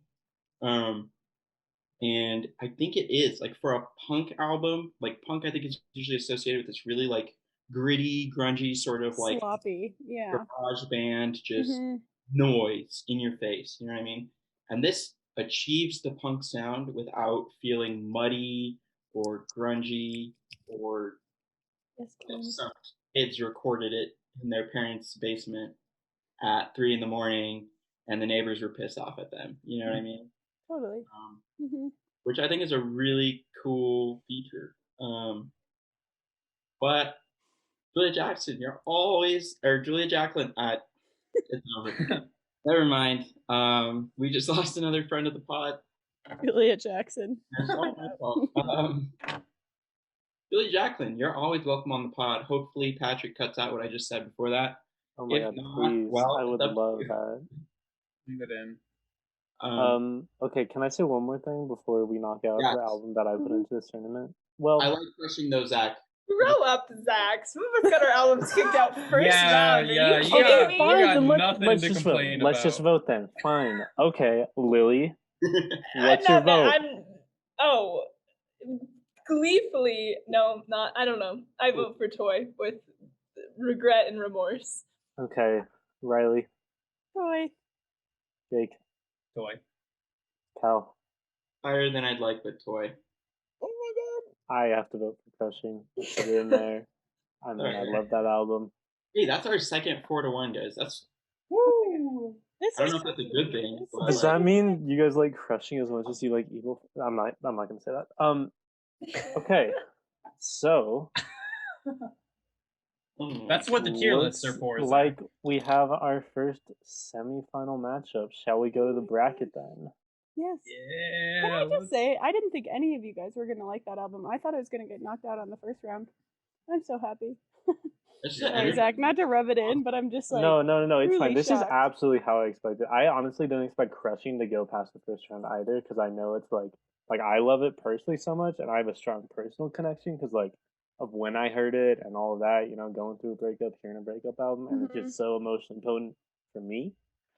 But I didn't expect any of you guys to be like, yeah. I mean, I feel like we're just niche people, Zach. That's how we are. We don't expect to do well with the groups. We just expect to do well with each other. All right, so we have a first semifinal matchup of Igor versus Toy. Let's get going on the second semifinal matchup. So first, in the third quarterfinal, we have To Pimp a Butterfly versus Circles. How are we feeling on this one? The nail biter. It is a nail biter. Don't like it. I can start if no one else. Let's go with Cal. I think Jake needs a moment to like grieve because one of these is going to be knocked out. Yeah. So this is probably one of the worst imaginable matchups for me personally. Circles is just like such a powerful album, and like Mac's performance on it is so raw and like ethereal almost. Like it's so weird to think of this album coming out after he's died, and like it's still so present and relevant. You know what I mean? Like he's just such a captivating artist, and I feel like he never got the full attention he deserved, maybe in the popular sphere. I mean, he's definitely a very popular artist, but when you look at some of his contemporaries, like he just never really. But it doesn't seem like he cared about that as much. He was definitely a music first type of person, and this album felt like sort of the completion of his transition to a more lyrical and emotional side of his music, which I think is really cool. And you definitely sort of get this insight into his life and kind of how his emotions are operating, and how his feelings affect his music and his creation process. But that being said, as good as the album is, and I think last week I was saying that like it's a good album because like even if you don't listen to the lyrics, like it's still a bop. Like you can listen to this album, not listen to what he's saying, and be like, hey, this is a good album. Like it's just good music. Or you can listen to the lyrics and be totally destroyed. But it's not, something's missing. I don't know if we can all agree, but I think something is missing. If you've listened to previous Mac albums, there's just like a little bit of a disconnect between this one and the others. This one is very good, but something like Mac Miller's final touch is missing from this album, and it's because he didn't get to finish it while he was still alive. I like to think somebody else had to kind of put the pieces together for him, and I think that leaves a little bit to be wanted again, kind of like the Julia Jacklin album. In a lot of ways, like there's just something that doesn't feel completely right. And I think that for that reason, it's not as great of an album as it could be.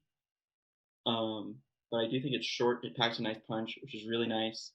It's not a 25 song, oh, this artist died. Now the music label wants to capitalize on it and release the biggest album ever and see how many people stream all 25 songs. Which is nice. It's refreshing. It's a great album. I love it. The Pimp a Butterfly is, it's the production is excellent. The lyrics are excellent. The performance is excellent. The whole theme of the album is excellent. Like there's just nothing about it that really, they didn't cut any corners. You know what I mean? Kendrick had a vision for this album. He sat down and he said, I'm going to make this album and I'm going to make it and it's going to achieve exactly what I want it to achieve. And he did that. There's not very many people I know that say they disliked Pimp a Butterfly. It's just such a powerful album. And even, aside from like any social movements that impacted Black Lives Matter, protests and stuff, you hear All Right played at a lot of those, the song All Right. Even aside from that, it's just such an impactful album because it kind of represents this not really a shift, but it represents this sort of legitimization of sort of authentic story that isn't about drugs, money, rap life, women, the fast life, cars, houses, it's about all these other things of like, hey, I had a really rough upbringing. I grew up because of a lot of these things that I can't control, and this is how it makes me feel. That's really raw. It's really authentic, and it's just such a hard album to beat. That's all I have to say because I could talk about both of these for a while. So. Can I butt in here real quick? My recording keeps freezing. Like my audio is totally fine, but the video's not. So I can still send it to Patrick, but there's sections where it's just going to be me moving on video. Okay, I mean, like right now, everybody is frozen for me. Interesting. And yeah, you're frozen for me right now. Yeah. I feel like it's not the biggest deal. I feel like the audio being okay and just like generally having the video work is the most important thing because I don't think anyone's like watching the whole thing for 3 hours, even if they are watching it on YouTube, which I don't know, did anyone watch the last one on YouTube? The first one got like 10 views. I mean, some people watched it and she was complaining, so I don't know. Margo watched it? Huh? Did you say Margo watched it? No, I said Jordan watched it. Good to know, though. Jordan watched it. Right. Hey. Yes. Shout out. Okay, yeah, so I just thought I'd let you know. But I'll also send it to Patrick and we'll be fine. But okay. Anyways, Mac Miller, I wish he would have been alive to finish it, so it would have kind of had that final sauce on it. And To Pimp a Butterfly is just a perfect project. Like, there's nothing really wrong with it. It's hard to say that there's anything bad about it. All right. I'm going to go next because I'm in charge. I think because also Yeah, Cal made a good point there that I want to kind of go off of with. I think that I really like Circles, I will say. And I do think that had Mac been alive to finish the album, I think it would have been even more phenomenal. And I think that might be the piece that Cal's talking about as missing, where it's not completely finished demo or completely finished sessions and all of that. Like someone had to go in and fill in the gaps and polish it up. And so, I mean, I think there's always going to be a what if listening to the album being like, what if this hadn't, like, what if he hadn't died and all that. But then on the other hand, the fact that he did die and then it released makes it such a even more impactful album because this is like his kind of like final words, his last note to everybody. So I think that's definitely an interesting context to look at. And this matchup for me is kind of difficult because these albums occupy very different spaces for me. Um, I think continuing with the idea of context, it's hard for me to separate Kendrick's album from the context that it exists in, like with all of the social issues it deals with and the fact that it came out in 2015 and all of these other issues that came up with the album and the kind of like recognition of this album. It feels like this album was a turning point for a lot of people in the industry and maybe in the more popular culture as well to kind of recognize that like these issues were real issues and whatnot. And I don't know, it's probably like a dissertation or some shit looking at that. But I think it's interesting to look at the album because for me, it's interesting to see that this album receives so much praise, but a lot of the praise is devoid of like actually looking at the album as music, which I think is hard to do because it's such an impactful like cultural piece, and the context around it is absolutely important. That's just something that is always in the back of my mind when I'm listening to the album. Like it feels bigger than I'm like listening to, if that makes any sense. Mm-hmm.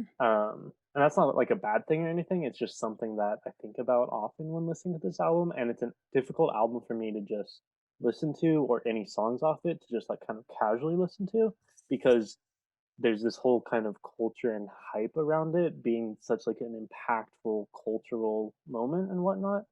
Um, yeah, so I don't know. Difficult choice between the two. Yeah, Reilly, you want to go?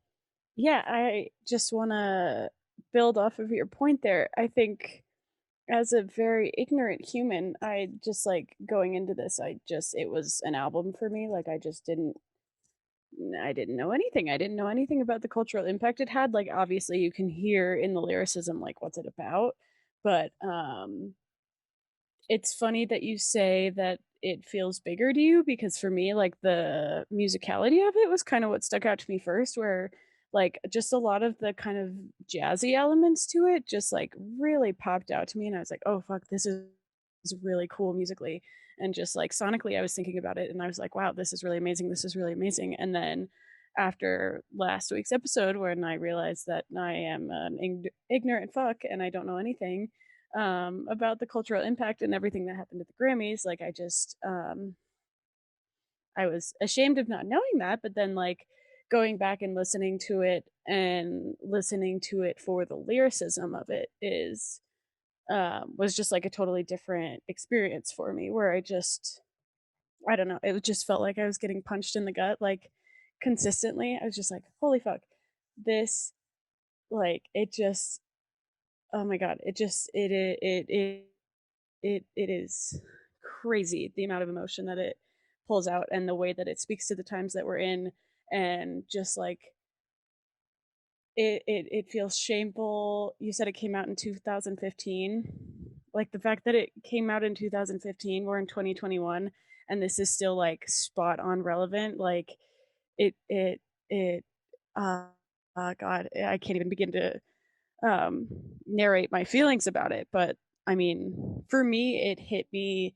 I had the privilege, I guess, of listening to it in kind of a sonic way and then listening to it more for the lyricism of it, and just like it hit me both times.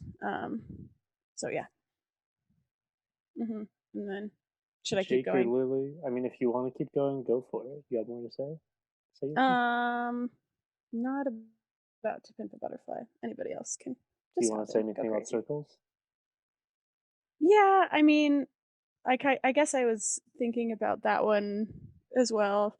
I think driving alone is a really good time to listen to these albums and think about them, because I did some introspection. But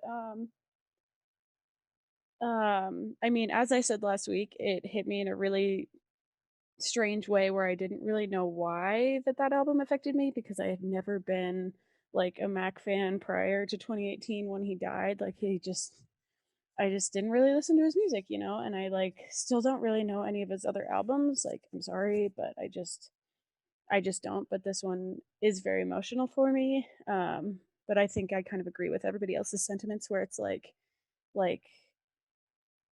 I don't know. I just wonder what he would have done on it if he had been there to finish it. And like even just the way the album ends is kind of like, it doesn't sit very well with me. It kind of just stops, you know. And it just, I don't know. It leaves things to be desired because of his death, which is really shitty. But it's just like, I don't know. It just hurts to talk about and think about. But it's just like, God, I wonder what he would have done with this had he been alive, you know. So everybody else, hop in. All right, let's go to Lily. Leave Jake for last. I was gonna hope that you were gonna do that. I didn't want to be the last word. Yeah, I agree that this is a super tough match up, and I don't know that I agree about circles in particular with everyone. I think that I can see being like, oh, I wonder what Mac would have done, but I don't know that like reduces it for me very much at all. Like, I think I kind of like it how it is, and like I obviously wish he was still alive, but I think yeah. Sorry, I just want to interject real quick. That like, I don't really think it reduces it for me. It's definitely just something that is on my mind thinking about it. Like, Agree. because just it's such a heavy album because of the context of his death. But that's something that when I'm listening to it, I can't like divorce it from that. Okay, sorry. I don't mean to mischaracterize. No, you're good. No, I think the word I wanted to use was bittersweet. Like, it's very bittersweet because you're always thinking, it's always in the back of your mind, like, is this kind of the direction he would have taken it in, or is there something else on this album that would have been added by him, or is it only these songs? Did he have something else in mind? Were there interludes? Was there a better finale? Was there a better intro? That's what I meant. But yes.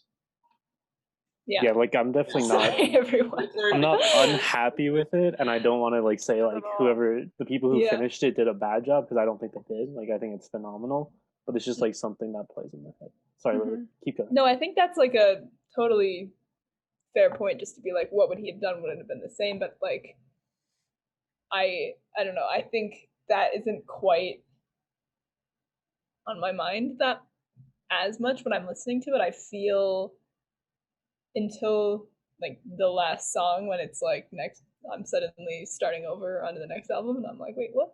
I think that for the most part, I like really appreciate sort of like the different tones that each song takes and how they all come together so that it's like, yeah, that's, you know, totally an album, but it's also like a different enough mood between each song that I like, you know, enjoy listening to its 50 minutes or whatever, and don't feel like, you know, someone, I forget if it was Jake was saying about like some of the indie rock albums like being a little monotonous. Like, I totally get that, but also sometimes what I want is monotonous.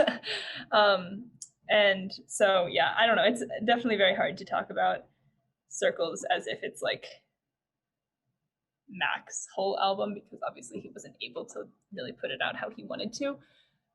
But I still really like it. And as far as To Pimp a Butterfly goes, I also really, really like that one. I think that is like just such a good album, and like the jazz, like Reilly was talking about, is such like a fun addition, and like just using so many different types of music all in the same album, while like not really being like, oh, and then we're gonna have a feature from this person and this person and this person, so that we like can make an album that everyone's gonna like, and it's gonna be like the people's album. It's like still very much Kendrick's album and like for his fans, but it's like different enough that every song is very interesting. I don't know. I think both of them are in their ways very influential culturally, and I think Kendrick's lyricism is like more impactful to me than Max's, and that is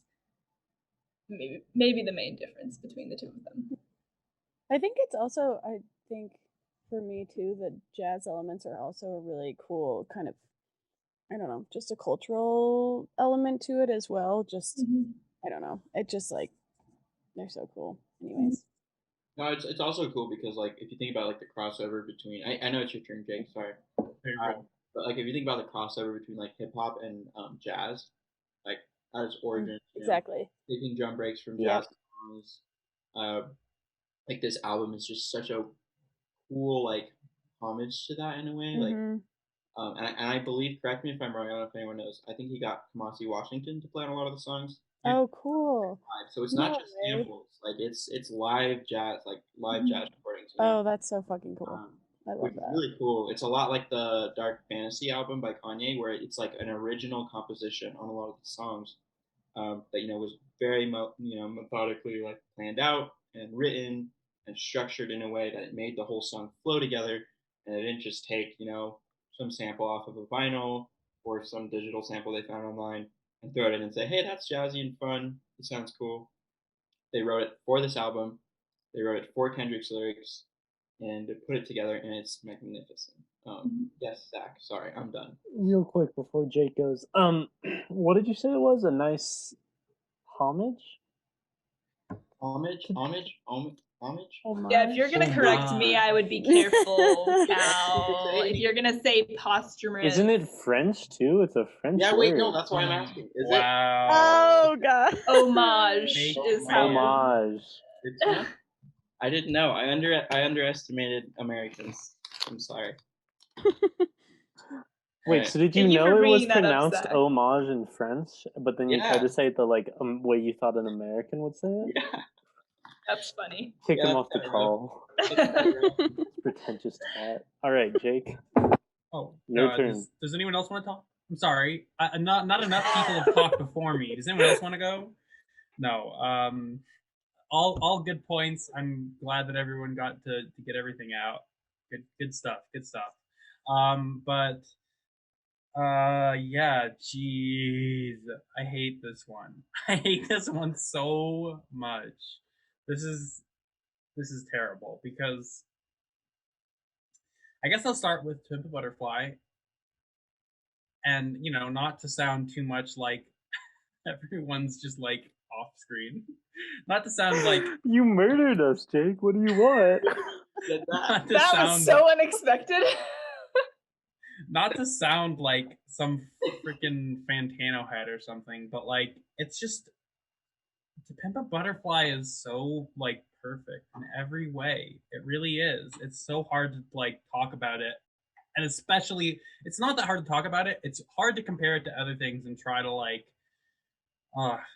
it just everything everyone said, from like a production, a like actual like instrumentation and like playing standpoint, to the lyrics. It's just like a really, really amazing album. And I think everyone's frozen, but I guess I'll wait. We can hear you. We're still here, yeah. Frozen on my we can hear you. I'll wait till everyone comes back. He can't hear us. Oh, he can't hear us? That's so cute. Okay, is everyone back? Could you guys hear me the whole time? We've been here. Okay. I just saw nothing, but cool. It just... we freeze for you, just keep talking, because we can hear you every time. So okay. Good to know. I will keep that in mind for the next time when you guys can't hear me, and then it is just me talking to myself. But it's just an amazing album. And I think, in 20 years or whatever, it's definitely going to be standing the test of time, 20, 30, whatever, however far down you want to go. It's going to be just one of those like incredibly important landmark albums of the 2010s. When people think of the 2010s, this is going to be the thing they think of. Like, I think uh, if you just had to boil it down to one album, so that's hard to compete against. But Circles is also an album that has been growing on me these past couple of weeks. I'm so happy, honestly, that I've finally listened to a Mac album in full and started to kind of get that full appreciation. I thought what you said, Kalyan, was really interesting, and it does make me want to go back and listen to Swimming or Divine Feminine or what, I don't know, all of his like albums that he was able to like see through the whole process, because I'm curious to hear if it like feels really different to compare it to one of those, because I can't compare it to those. But just as this album stands on its own, it's really, I think, a great, at this point, tribute to his life and so many of the things he tried to achieve musically and lyrically, that, like I said, I don't have the full picture for there, but like I have little bits and pieces from what I have heard. And I think it really just like brings that beautifully together. I'll keep mine kind of shorter because everyone has said a lot of really good things already. So yeah, I'll let the vote start. I'm gonna run to the bathroom. You guys vote. You keep me last, just like you did for the discussion portion. And yeah. Oh my gosh. Yeah, what's on that? Is right that back. Hey, dogs? dogs. Oh, dogs. Cute. That's nice. Thank you. Oh my gosh. I just want to jump in and say one more thing. I wonder if, excuse the voice crack. I wonder if Divine Feminine would have been a better Mac Miller nomination for Album of the Decade. Yeah, I was gonna say I'm kind of surprised that this was the one. Like, I think Yeah. it Add makes Kylie. Yeah, I want to talk about it, Kylie.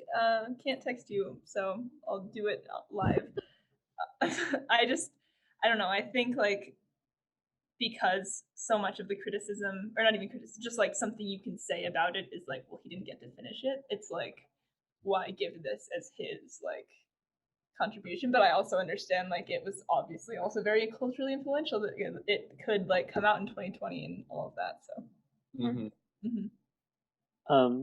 I also think personally, I don't know if I said this a little earlier, but what I was trying to say is both these albums for me are very hard to divorce from the context surrounding I them. was And I gonna say think the same thing. with this specifically, like Circles is honestly like I don't really want to imagine it, but like I don't know if we would view Circles in the same light were Mac Miller still around. Like if this was the polished Circles, I don't think it would be a bad album by any means, but I think the fact that it had to be finished posthumously, did I say that wrong? No, yeah, wrong. You said it spot on. What? No. No, he did not. Oh, I don't know. Posthumously, okay, after his death. It had to be Posthumous. finished after his death. You guys Like, roasted me for overcorrecting. I'm not gonna let him get away with it. This album I've is been like burned, so. so hard to talk about or think about in any context other than that, right? Mhm. And so, I mean, I don't know. I feel like that gives it a stronger weight. And I think Divine Feminine is a really good album, but I think it has, I mean, one, it has a very different sound, but also it's just hard. Like, I feel like this album has kind of taken over the narrative of Mac Miller, you know? Well, that's Because it's also like, it's the end of it. That's what's challenging too, is that his like sound changed so much between albums, like to the point where his fans were like, "What the fuck are you doing?" You know, like he really had to like change every album so that people couldn't be upset at him for like changing. You know what I mean? Like it's that classic thing that bands and artists fall into, where it's like if they try to change their like fifth album and people are like really mad, but if they try to make change the constant, then it's like, you know, easier to stomach. And I think he tried to make change the constant, but it was like then hard to figure out like, you know, what would he want us to be like talking about as his like album, you know? I almost wonder if like I think about Amy Winehouse and how her music has kind of moved out of that. Like I wonder if Mac's gonna be kind of not entirely remembered, but like if a lot of his memory is going to be centered around Circles, or if it's kind of gonna like in the next 10 years or so, like kind of move out of that and move more towards like, wow, this is just an amazing artist, hands down, you know. I think it's interesting you bring up Amy Winehouse because I think it's interesting to see how people view artists when they die what we perceive as like early and too young, like when they're at the kind of like height or climbing part of their career. What do you mean what we perceive as early or too young? I don't know. What the fuck?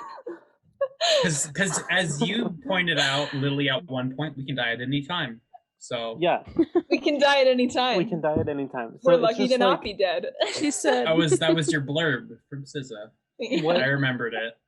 What I mean to say is like how we treat artists when they die young and when their careers are still like on an upwards trajectory, I think is very interesting because we don't get to see the full like arc of their career.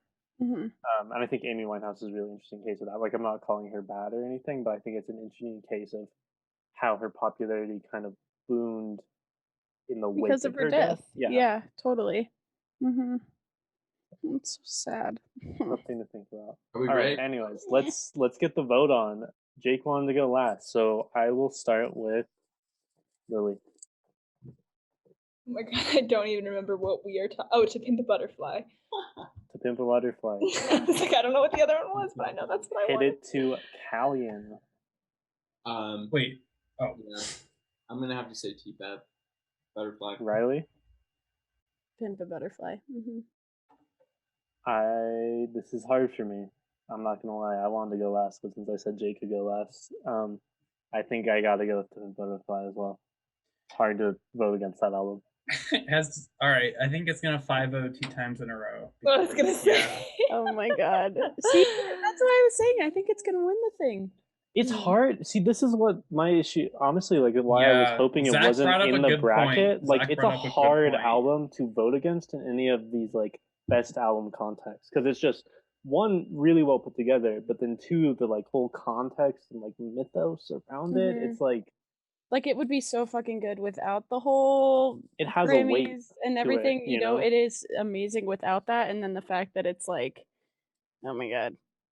It's got all the right stuff. It's perfect. It's so funny that we did this whole song and dance. Like, we all listened to albums for hours. We recorded these episodes for hours. And then we are all going to end up in the same place that everyone else ended up with. Literally. To Pimp a Butterfly is the best album of the 2010s. Yeah, literally every decade-end list that anyone has ever made. We don't know that yet. That's true. That's is just the start of the semifinals, and we'll use that to segue into besides our last Igor, of course. 2.5 hours in. Final matchup. We have Melodrama versus My Beautiful Dark Twisted Fantasy. I can go first. Lily?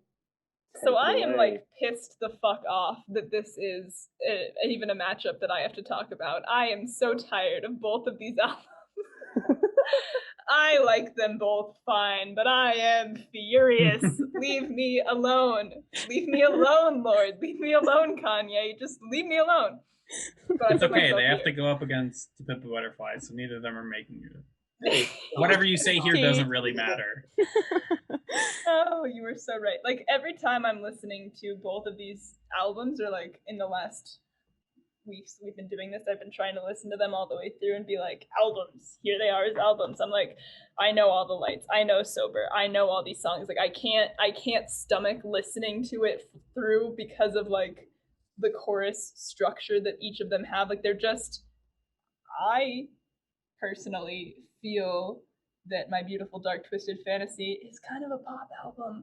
So like the pop situation that he's doing, I just am like, please set me free from this hell of chorus. Like, you're killing me. So that's really where I stand most. But if I'm taking off my angry cap for a moment, I think shock. I don't know. I'm really calling. You can surprise us on the vote. Yeah, I need to listen to what each of everyone else says, because I think that like Fantasy has so many songs that are like still so played, and like I really like them, and they're like great songs for when you're dancing or whatever. Like, there's just, and same with Melodrama. Melodrama has like a lot of I mean, every song on each of these albums is like completely perfect on its own. And like someone was saying about To Pimp a Butterfly, like, oh, I don't feel like I can really listen to any of these songs in isolation, but like both of these albums, it's like every song in isolation is like totally fine and like really great to listen to. So I feel that like comparing them to each other is in its way perfect, but also makes me so upset and angry. Obviously, I'm very excited to hear what everyone else has to say to convince me one way or another, though. Reilly, take it Yeah. away.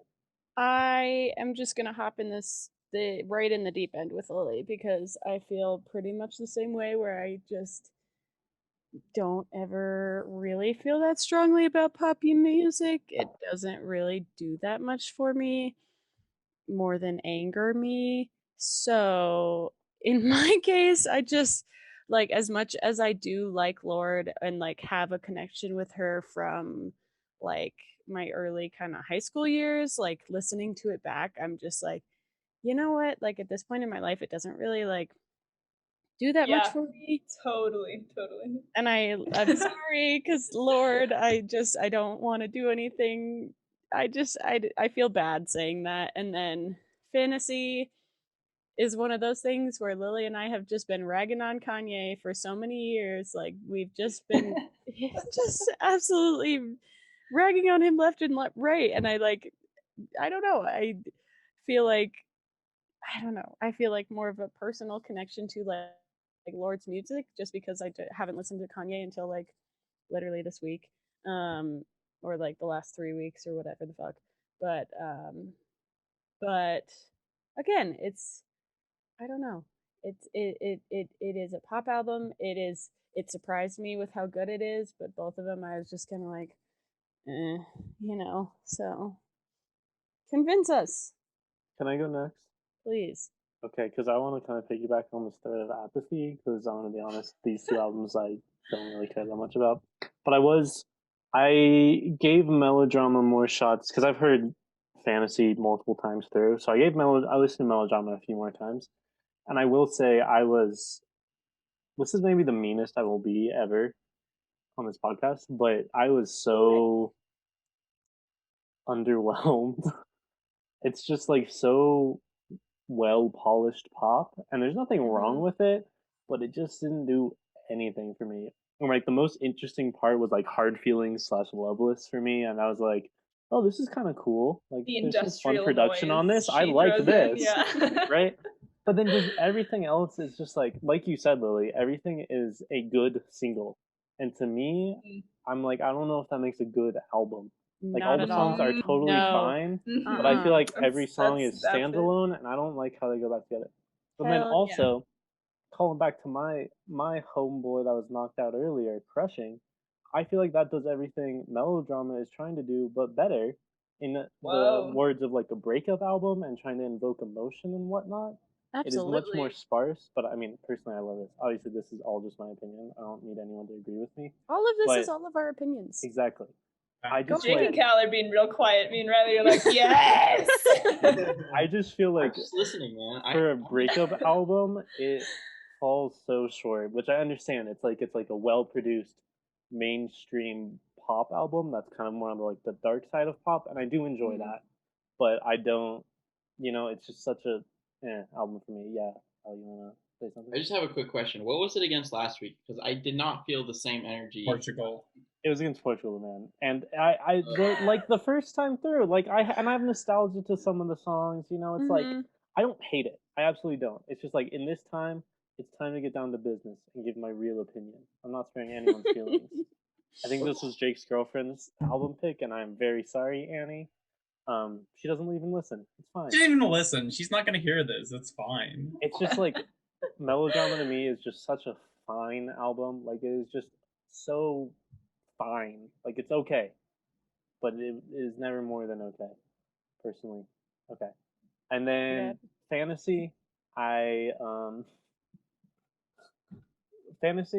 also like I enjoy a lot of the songs off of it, but like Lily said, as an album, I struggle listening through it. I can't deny that it's a well done album, and it is like well produced and there's good parts, you know, like Nicki's verse on Monster. There's like so many parts of this album are very high in like the cultural world of pop songs and all of that. Like I can't deny that aspect. But to me as an album, I just feel like it's like just so okay. And it's like I think I said this last week, it's very like grandiose and like maximalist. And for me it doesn't do a lot in that sense. And I guess Melodrama in the same sense when I'm comparing it to an album like Crushing, it's much more produced and there's much more going on when I really just want that raw emotion that I get from Crushing if I'm talking about a breakup album. So for me, both these albums kind of occupy similar spaces where I'm just like, okay. So that's all I had to say. Sorry. Jake, go ahead. Yeah, I just want to. I've been holding this in for so long now, and I just want to get it all out. I just want to get it all out because I don't know.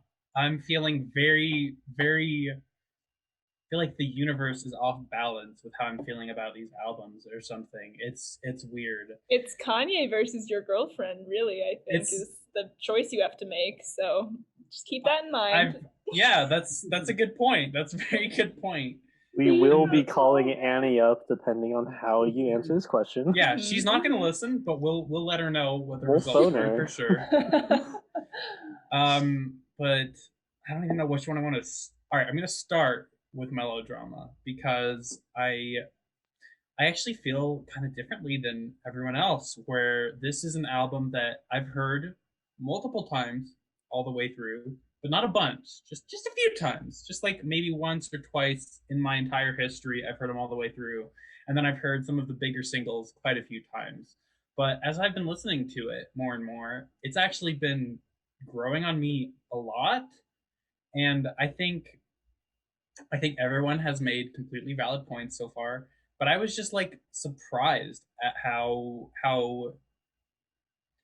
it's far and away a pop album, and I think the thing that sells that the most is Lorde herself, the vocals, her vocal performance, not even necessarily what she's saying, but just the vocal performance that she has is very poppy and anthemic on pretty much every track, as I kind of mentioned last week with like the whole like every song feels like you're like just like in a teen movie basically. But in a lot of ways, I was like surprised at how much I feel like depth and texture there was to a lot of the production. And I just kept noticing more things the more I listened. Just like the industrial sections in the Louvre and hard, loveless / hard feelings, right? Yeah. That stuff, and then even like Sober. Last week I talked about the the annoying sort of synthetic brass tones, and I stand by that point. But like that song is like fucking really good, but and even the horns kind of work for it. It doesn't really feel as Panic at the Disco as I initially felt that it did. So yeah, I was just like surprised by how much I have been continually finding an increased enjoyment every time I listen to this album.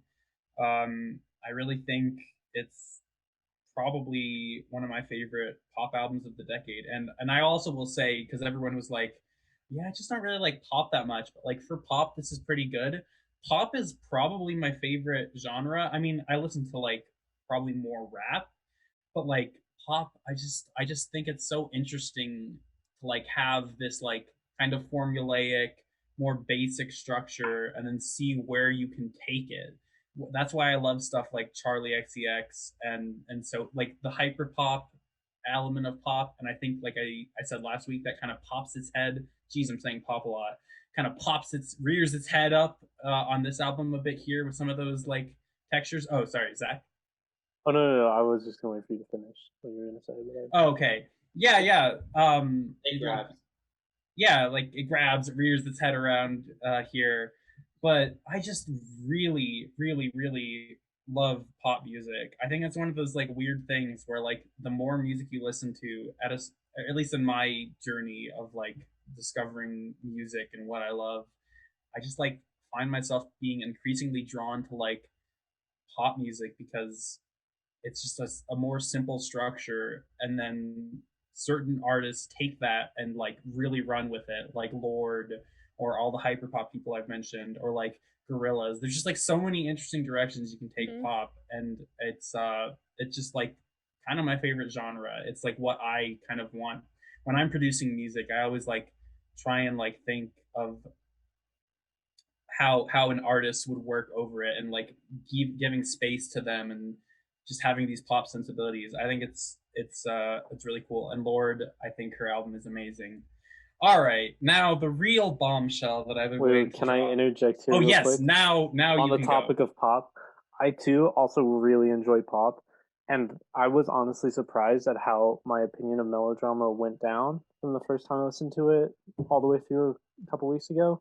But it's just it didn't do much for me. Like you mentioned Charlie XCX. I love Charlie XCX and I love what she does with pop, but I feel like what she does is much more exploratory than what Lorde is doing on Melodrama here. Yeah. Like she's pushing the boundaries in a lot more ways, but maintaining this fun pop structure.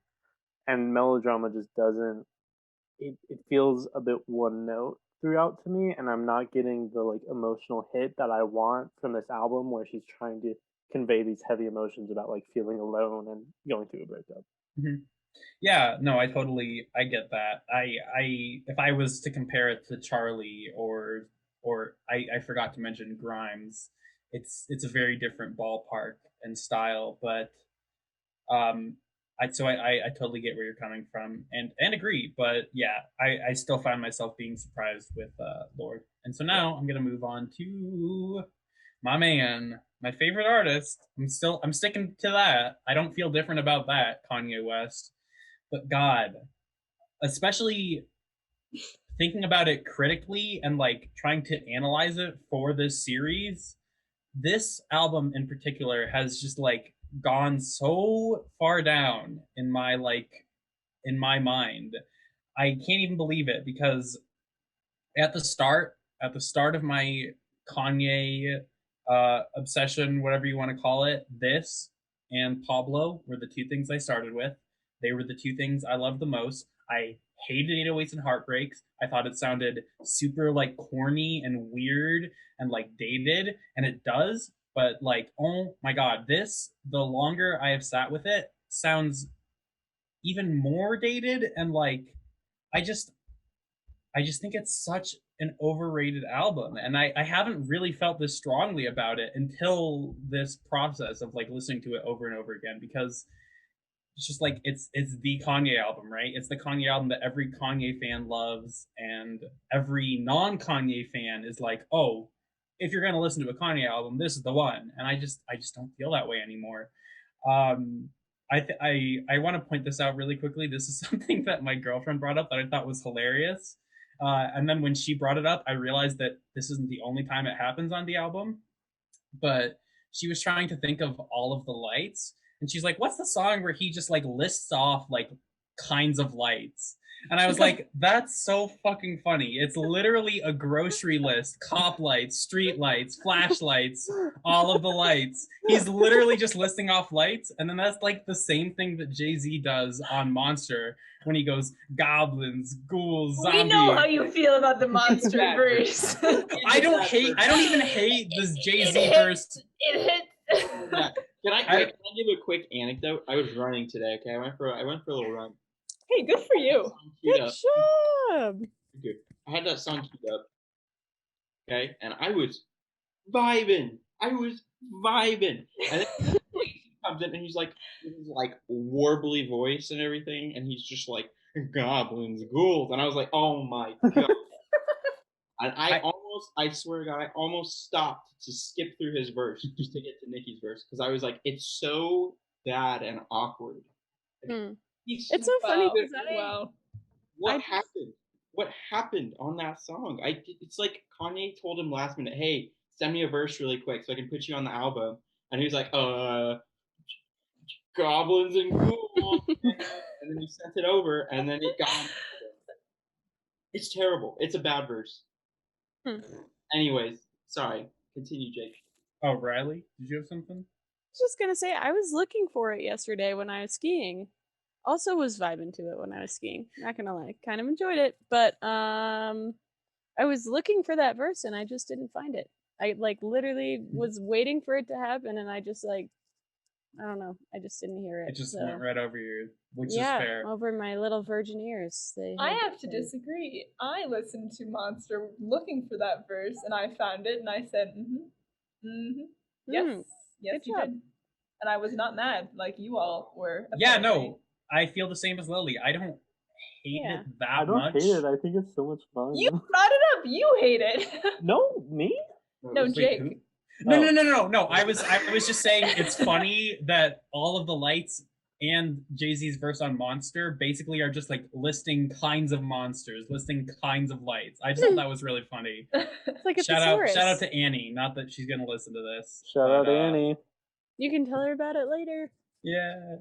But yeah, I don't hate that verse as much as everyone else. I will concede that Nicki Minaj's verse is far and away the best verse on that song and one of the best verses on the whole album.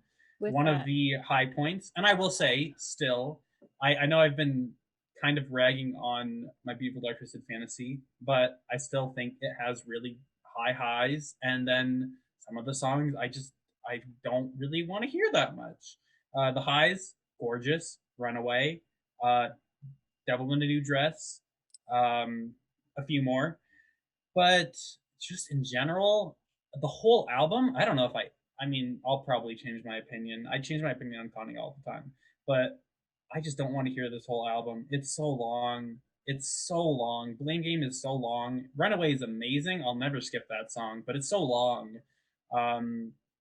And yeah, that's probably where I can leave it. I think we can get to the vote now.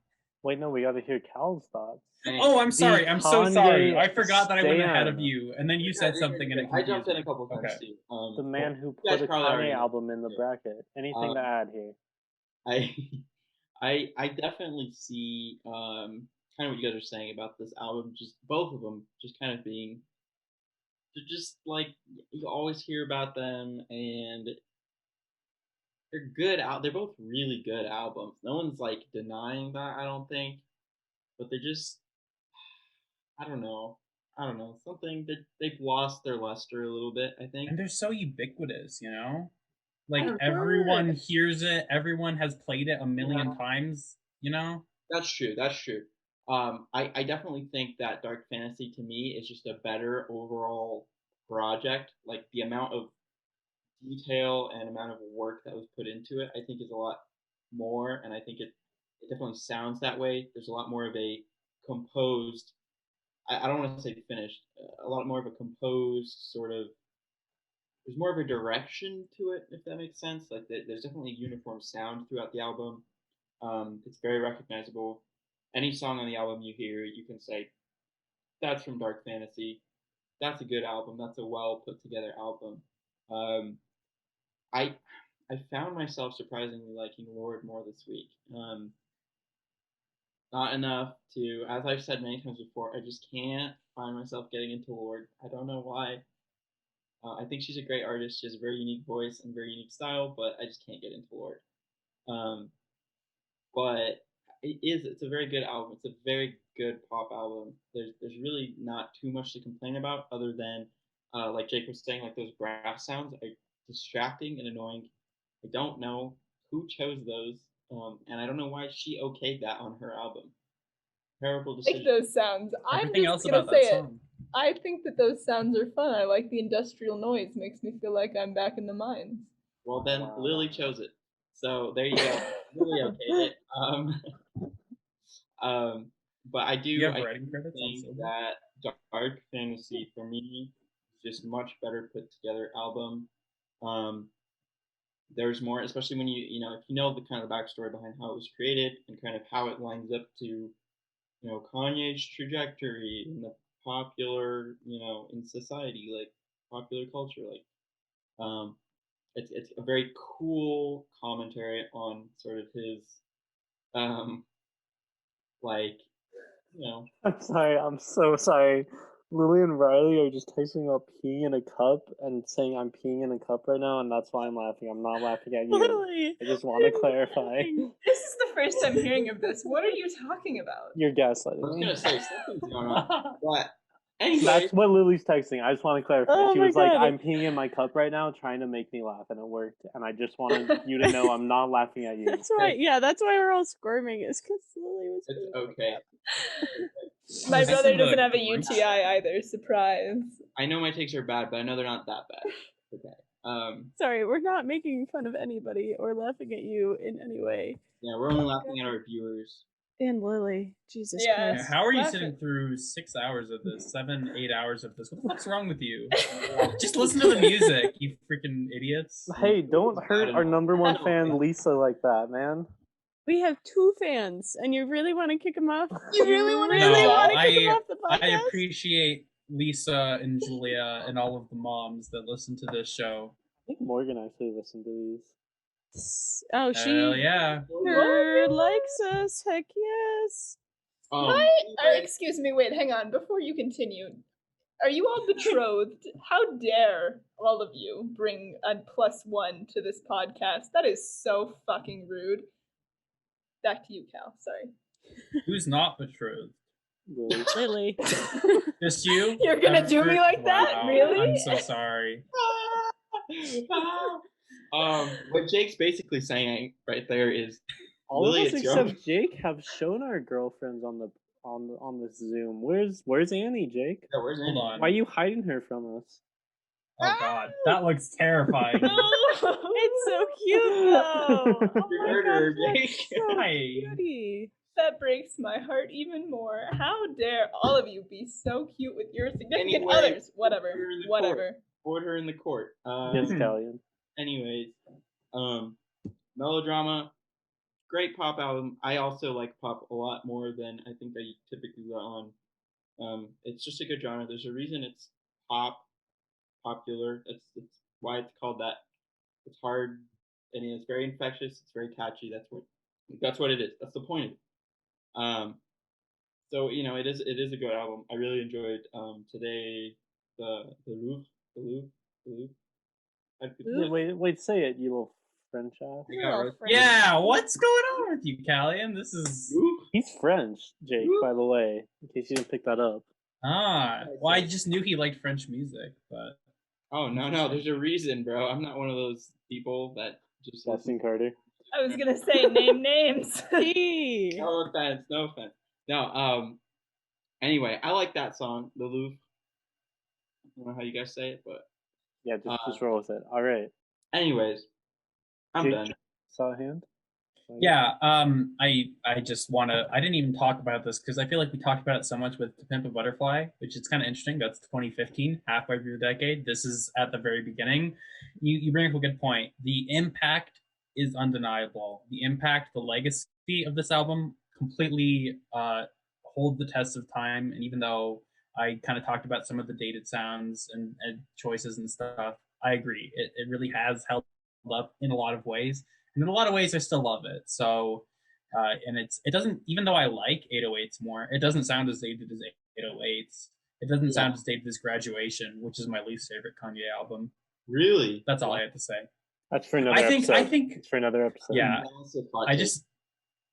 I feel like it just sounds so old. Like even like Dropout and Late Registration sound fresher in a lot of ways to me. All right, moving on. Enough Kanye. Let's save it for the Kanye This episode. At this point, we do need to have a Kanye episode. We do. I will say that I think Fantasy has held up better over time than Melodrama has. I think Melodrama definitely sounds. Melodrama's 3 years old. Really? That's it? No It came out way. 2018, didn't it? 2017. Oh, it was 17. Yeah, Oh, okay, my 2017. bad. Are you kidding My me? bad. But I think late 2017, so closer to 3, maybe. Yeah, it's That not sounds so that old. It feels old. It's the That magic feels of Jack very Antonoff. That sounds Jackie boy. You're gonna do him like that. All right, Jack is a goat. We're not disputing that. All right, let's I'm let's. done. Sounds like we've all had our opinions. Let's vote. Let's get the quarterfinals done with. Let's swing it over to Jake first.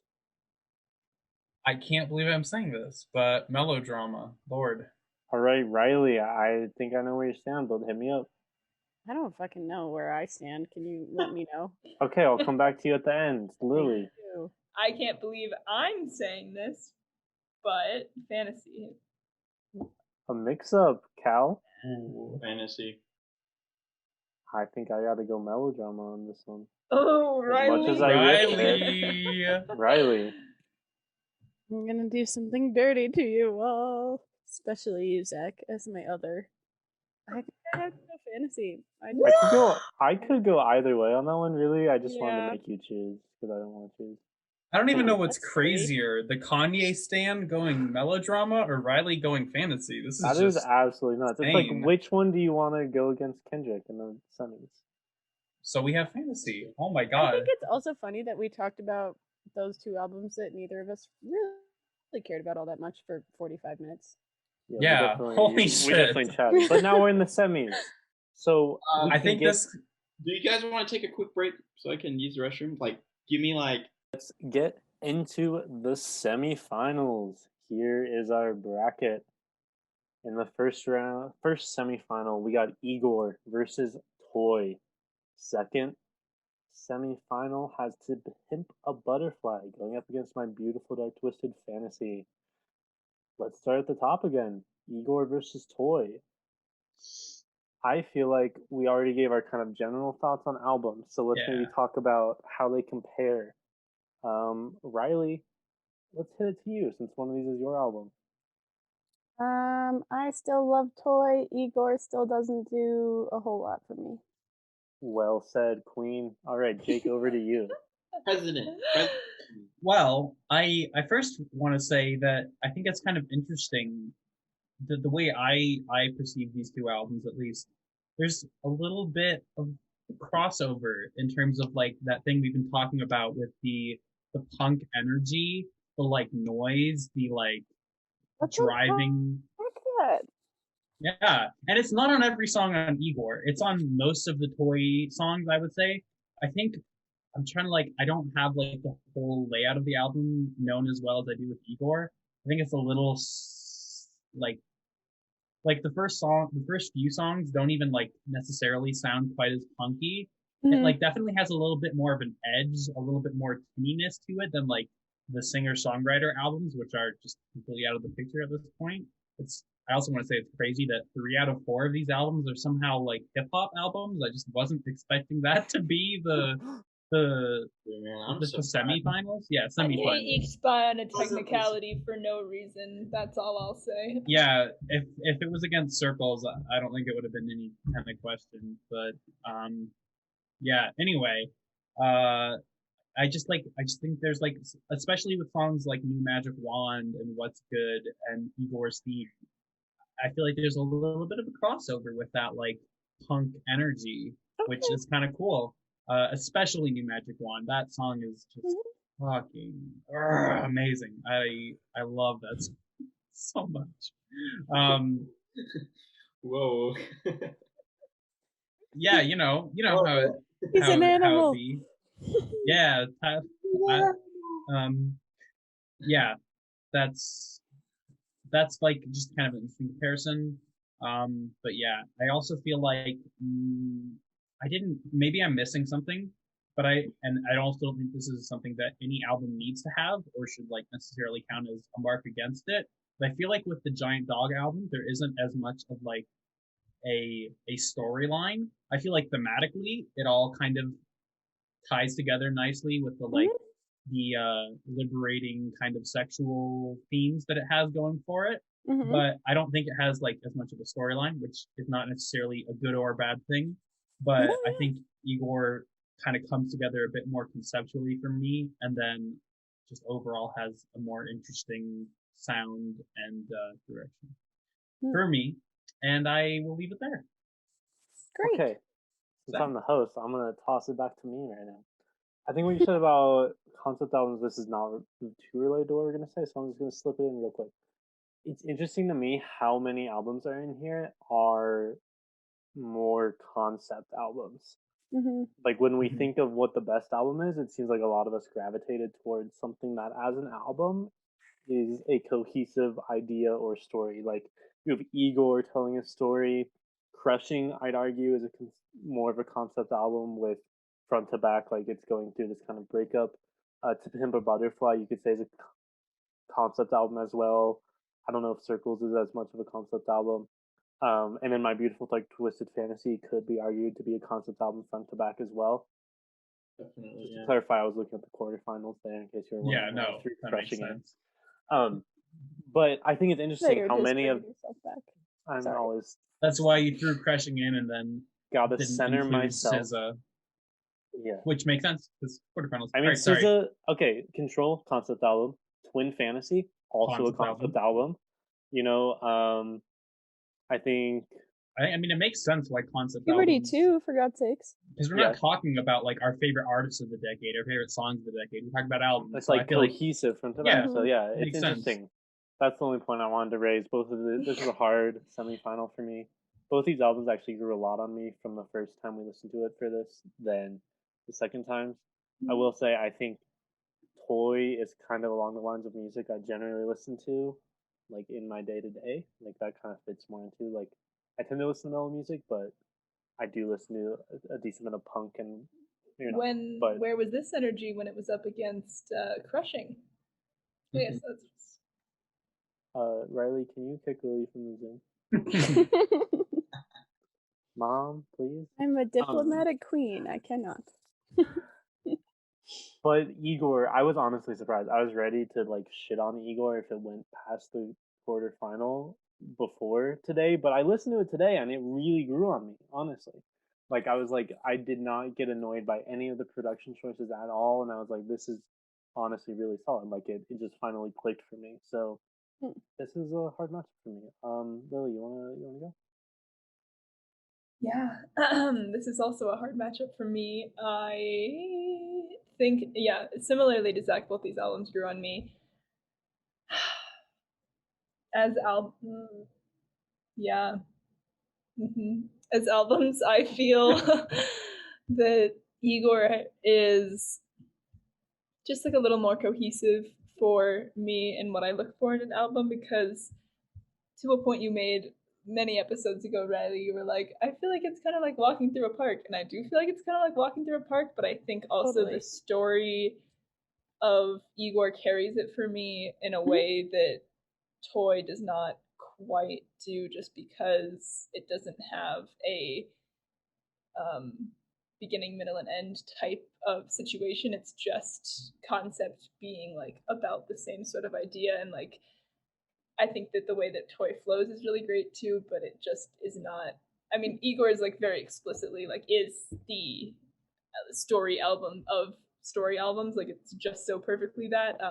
But I really like that in albums, and I think I like Igor just ever so slightly more than Toy. Mm-hmm. Just to bring it back to an earlier point, I think that you are actually really spot on with that. I think that it's kind of similar to like, I'm not comparing it to Melodrama, but like it's kind of, I think a lot of the songs on there stand alone, which is why I really like it. I think it's because I really like all of the songs individually, but I think you're exactly right that it like has a kind of overarching theme as an album, but it doesn't have a storyline. So totally with you on that. Jake, did you want to chime in real quick here? Yeah, this is the only album / artist that I keep forgetting if Toy is the album or the artist. Can someone answer that for me real quick? Toy is the album. Okay, cool. I don't know why I've been having such a hard time with this one, but yeah, cool. Thanks for answering. That's all I had. And let's hit it over to Kalyan. Finish this off with some wise comments. I think just based on what Reilly and Lily were just talking about, I think the way that I would characterize it is like Toy is an album I would keep coming back to for specific songs. Like when I'm in a mood for a specific song. Igor is an album I'd come back to because I'm like, I'm feeling some Igor right now. I just want to sit on my bench in that park and let Tyler, the Creator, spin his story to me. Your bench? Good for you. I got that bench has come up a few times. I'm glad to know that it's a friend of the pod, I guess. No, you know what I mean? Like, there's some albums that you come back to that you really want to listen to the whole album. Like even if you originally come back to it for just like 1 or 2 songs, you end up listening to like 7 of them in a row, and you're like, now I want to listen to 10 of them. Now I want to listen to the whole thing because I'm here already. So, and I love this album so much. Toy for me, as good as it is, and the energy that it kind of brings, that's kind of what I got from it. Basically, what you guys said is the best way I think to say it. There's a theme. All the songs are connected to a central sort of idea through the album. There's no story. There's no real reason for me to say, hey, why should I listen to this song and this song instead of just this song at any specific time. Igor, on the other hand, I feel like there's a story, and not just in the lyrics, but also in the production. It's very interesting for me to be like, hey, where's he going to take this next? Like, we've got Earthquake, great song. It's a bop. You can dance to it, you can sing to it, and everything. Where's he going to go from here? You know what I mean? Like, how does the story play into the production, and how does the production play into the story? How does he bring back the vibe, from Earthquake and kind of bring it down into the next song, and then to the next song, and then to the next song, all the way to the end of the album? It's an interesting listen all the way through. There's enough diversity of sound that you're like, he switches up his flows, he switches up his beats, he switches up his sounds just enough that you're like forced to kind of be like, what happens next? Toy, I feel like, as well put together as it is, I just don't have that, like, there's no cliffhangers for me. I feel like it's a one and done. I can listen to a song and be like, that was great. I'm in a better mood. Now I'm going to move on to this other album that I like, or this other artist that I like. You know what I mean? Totally. And I think it totally, as to bring back my own point from the first bracket episode, I feel like it is always up here, it doesn't really come down that much. So I can see where we would want to tug and pull, Exactly. And Igor, I think Igor gets criticized by a lot of people for being kind of a flat, monotone sounding album, because it is very similar all the way throughout to a degree. But I do think that as far as the storyline goes and the way the production plays into it, there's that kind of ebb and flow. It pushes and pulls you in, and you want to know what happens next. You want to know, what is Tyler the Creator going to whisper into my ear next? Oh my God, he's so good at this. That Toy, again, I'll put it on in the car if I'm going up to ski or something, and I'll be like, let's get pumped. I'm with a couple of my buddies, turn it up, let's go. And then we're gonna switch over to like some other song next. But yeah, that's basically my point. That's how I'm differentiating the two. Sorry, I was going to call Lily out for texting, but she just put in the chat, so it's cool. Jake, what do you have to say?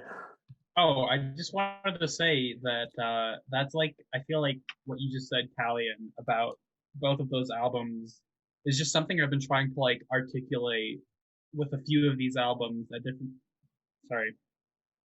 different points throughout these last few episodes. I think that was just a really good way of articulating it. Just like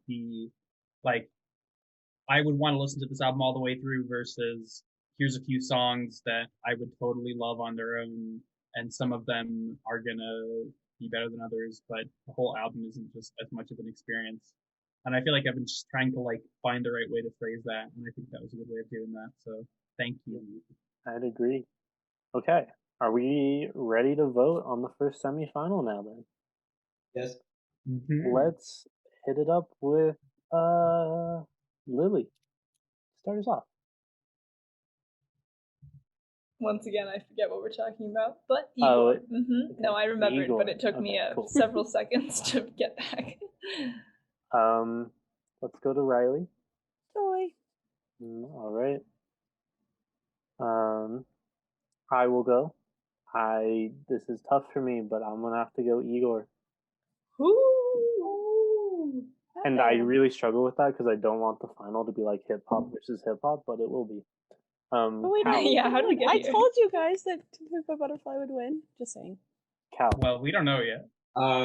Hit us with that vote. But probably. And as thankful as I am to Reilly for putting us on to Dog, it's got to be Igor. And I also want to say, this isn't like hip hop versus hip hop. This is like True. That is true. Good Different point. styles, Very good different point. styles. fusion with like soul R&B, pop, hip hop fusion. This is a lot. This is a lot. I'm really just mourning the death of all my sad indie girls, so that's all I meant to say. Oh yeah. Fair May enough. they Okay. live on in our hearts and souls. Jake, what's your vote here? I wonder what my vote is. It's definitely Igor, but I also kind of want to say really quickly, wait, what did you just say, Cal? I'm sorry. Me? Uh-oh, everyone's frozen. Fuck!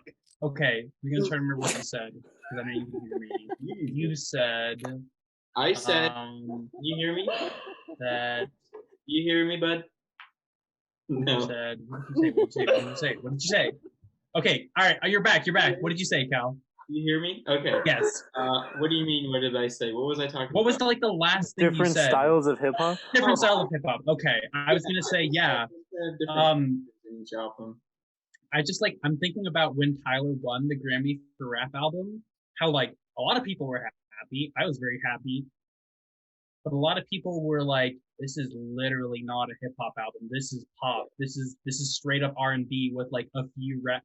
I feel like this is just as much rap as Circles is, because I know a lot of people are like, that was kind of one of Mac's departures from rap, and I feel like that's the same for Tyler. And then the other thing I wanted to say was that I don't mean to genre shame or anything here, but I think the fact that these are the top two albums, and then the other one was Kanye besides Toy in the top four.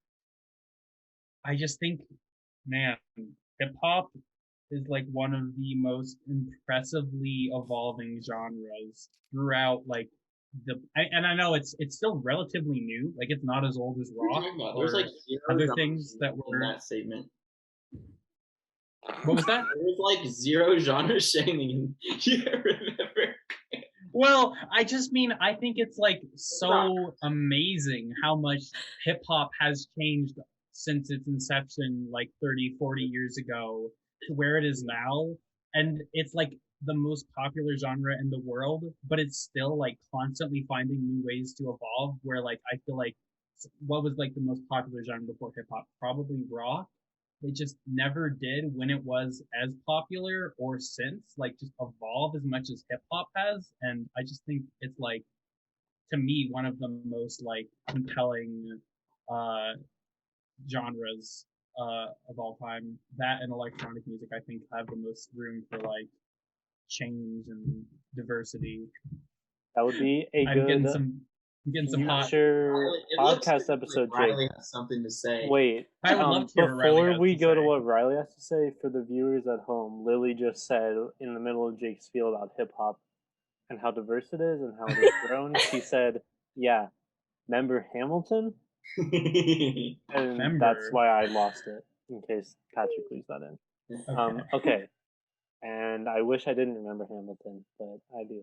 Reilly, your turn. Well, actually, okay, because I got too excited before I actually heard what Jake was going to say, and then everything he said was pretty much spot on and beautiful. I will say, though, that our bracket didn't really have that much representation outside of hip-hop and indie girl, So that's very true. And I will also say that I wasn't actually that married to the album that I put in. I just was I didn't want to put in another indie girl album, and I didn't I don't know any fucking hip hop, but a lot of the reason that I put the album in that I did is not because I am totally obsessed with it, which I am, but I think there are a lot better albums of the last 10 years, but at the same time, it was just we kind of had two camps where everybody fell into, so that was I speak my piece, but also I think everything that you said was spot on. I think you are so right, except electronic music we're going to have to talk a little bit more about, because that's just we'll get into that. Save it for the next pod episode. No, not today. I mean, we can text about it, but it's just not my jam. But we should text that took me the longest time to get into as well. Even when I was into hip hop, for the longest time I was fuck electronic, and there's still a lot of subgenres, because that's the thing with electronic, it's just all subgenres. There's a lot that I think are kind of ass, but there's a lot that I think are amazing, and then specific artists. But Conversation for another day. We'll save it for later. Maybe, Reilly, you should consider that Jake is mourning this week before you mention how bad electronic is. Yeah, but, man. Okay. This is rough. And R.I.P. Daft Punk. I forgot about this, but at the beginning I wanted one of our questions to also be like, what would have been your second choice of album of the decade? And mine would have been Random Access Memories by Daft Punk. That is which wild. Is an amazing Hey, fusion. that's a I also brave wanna, opinion, and I'm proud of you. I also want to shout out. How is that brave? That's actually such a good album. Such a fucking amazing album. And very, very, not that Daft Punk didn't do this throughout their entire career with like French House being so derivative of like and sampling of disco, but with Random Access Memories, shout out Kiara, they fully brought disco back into like a mainstream Grammy winning album. Like that's just a full out disco. It's like disco influenced by house more than house influenced by disco. All right, we're really getting on. All right, here. I'm sorry. I'm sorry. Can I just one more final thought for me? My second album would have been "Head Full of Dreams" by Coldplay. Does everyone want to say? I thought you were being serious. You're pandering, and Kalyan's not even listening. Okay. Okay, move us on, Zach. You got it. You got it. Going back to the bracket. So we have one finalist decided. Let's decide the other one. In the other semifinal, we have "To Pimp a Butterfly" by Kendrick Lamar versus "My Beautiful Dark Twisted Fantasy" by Kanye West. Do we even have to discuss? Jake? I go first. Wait, can I just apologize? I'm sorry, my dad had to come in and like charge his computer, so I was like trying to help him. You're all good. No worries. Let's swing it over to Jake. Start the conversation. Oh man. I had nothing to say. I'm voting for My Beautiful. I mean, Jesus Christ! I'm voting for "To Pimp a Butterfly." All right, next. That was about to be shocking. I thought I could say, Kalyan, I feel like you might have some insight on this matchup. Would you like to speak to it a bit? Yeah. I know I've said this about like every other matchup, but this is actually the hardest matchup for me. These are like the two albums that I probably would have chosen personally, but they were. You didn't choose either of them. Well, because somebody put Fantasy, and then I asked my brother to put an album. Jivan. He put. Shout out to our thumbnail editor. I was like, oh my gosh, what do I do? And I put Pablo, which I don't regret. It's a very good album, I think, still. But, man, Butterfly and Fantasy. Damn. I gotta say, I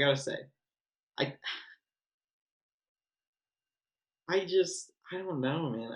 I feel like you all are gonna vote for Butterfly for obvious reasons because it's a very good album. But I find it hard because I have so much respect for the impact that Fantasy actually had in the music industry at the time. Whether or not people are still as into it today, debatable. But like, it's held up sonically. I feel like, it's still an enticing listen, even if you're not a big Kanye fan, even if you're not super into the Kanye discography. It's just it does draw you in, and certain songs are just so well put together, and they're so pop and they're so hip hop at the same time, and it's this perfect like amalgamation of just like what sort of popular African American music can be going forward, and I think it really did set the tone for sort of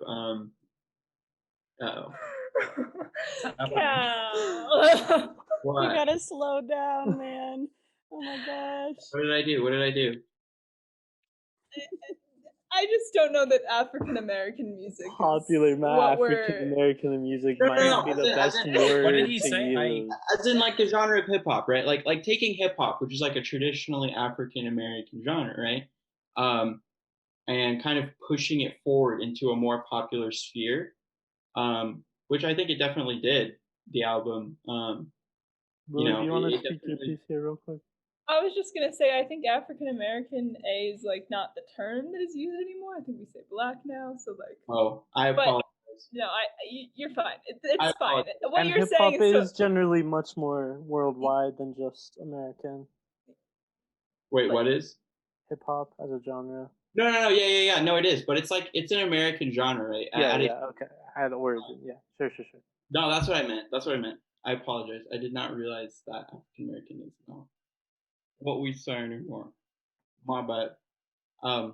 Taking sort of traditionally black genres and kind of turning them into more popular, digestible, albums and songs is a really important thing, I think. And not that there weren't albums that did that before, but I think this album sort of took a very controversial figure in the sort of pop culture sphere after his sort of Taylor Swift Grammy or VMAs debacle. Yeah, VMAs. And it kind of gave him like a second life. And it sort of pushed this sort of blended sound of like this kind of hip hop sound mixed with this sort of very curated pop orchestral sound that really, really made his music more palatable to, a wider audience than I think it had before, which really opened up sort of I guess the floodgates, you could say, for this sort of pop rap sound, if that makes sense. You can kind of think of artists like B.O.B., who I think released Airplanes, was it? Airplanes in the night sky like shooting stars. Yeah. Wait, that's a different song, isn't it? No, B.O.B. is on that. Oh, I'm sorry. No, that's his song. Yeah, you're right. With Reilly Ernst of Paramore. But yeah, that's kind of what I was trying to say. It's just that this album kind of represented sort of a shift into making this hip hop sound blend with more of a pop sound, and it started to become a little bit more of this kind of palatable sound to a wider audience than just traditional hip hop fans who weren't about kind of the sampled sound or the kind of boom bap sound or the really rough, gritty, lyrics that were for a lot of upper class, white folks. It wasn't necessarily very relatable, and it could be hard to listen to, right? And the album is just so well put together, and it brings together so many different types of artists and types of sounds that I think it is definitely competitive with an album like To Pimp a Butterfly, which is also very, very, very diverse in its sort of sound. It's got a lot of these jazz elements. Obviously, it's a hip hop album. It's not as pop, I don't think, as Fantasy. And I think that does sort of lend to its, authenticity of, kind of Kendrick's message throughout the album, because it's not just like he released this album to be like, hey, how many listens can I get on Spotify? It was kind of like, hey, I'm going to make this album because I want to make this album and I want to speak my, sort of truths and my experiences. And I want to do it in a way that's authentic to me and the sound I like and the sounds that represent who I am and the community that I'm from. And he did that. And he did it very, very, very well. And I think that the reason for me that it's hard to vote for one of these albums over the other is because they represent different points in music, and they also represent different sort of confluences of genres and messages. The Kanye album is a very personal album. It's about him, it's about his story, and it's about what he's going to do moving forward in the music industry, right? Based on where he's come from. The Kendrick album is not necessarily about him. It's kind of about his experiences from the base of, kind of the community he comes from, Compton, and what that means in the greater picture of American life, politics, society, etc. So it's a lot more of a representative album in terms of sort of community, and race, politics, and all of these kind of things that were really coming to a head at that time, right? In 2015, you have the start of the Black Lives Matter movement, and it really starts to explode and become a big thing. Or maybe not the start, sorry, but like that's when you start to see it really become like a huge thing. You see these huge protests, and his music kind of coincides with that, and becomes a big part of it. Yeah, Anyways, I'm just talking at this point. Hooray. I can't choose. Thank Sorry. you, Cal. If you guys have Reilly, responses, please respond. you to me. were absolutely squirming. Do you have I something to feel like add I in said here? a lot of things wrong based on reactions, and Not wrong. Reilly It's had a a lot of touchy finger subject. dancing. I did. It's a touchy subject. It's hard to. I just oh god, I'm gonna knock over a guitar and I'm gonna get in trouble. Okay, Smash we're it. fine. It makes me squirm to think about the fact that it, like, to go back to the earlier point about Igor, that it is anybody's job to make something more palatable to white people or non-queer people or True. cis people or whatever the fuck. Like, it just, I mean, I am speaking with oodles of privilege here. I am white, I am cis, like, I am just, like, swimming in it. But it just, it really makes my skin crawl to think that the only way that hip hop can be palatable or like mainstream is to make it palatable to white people.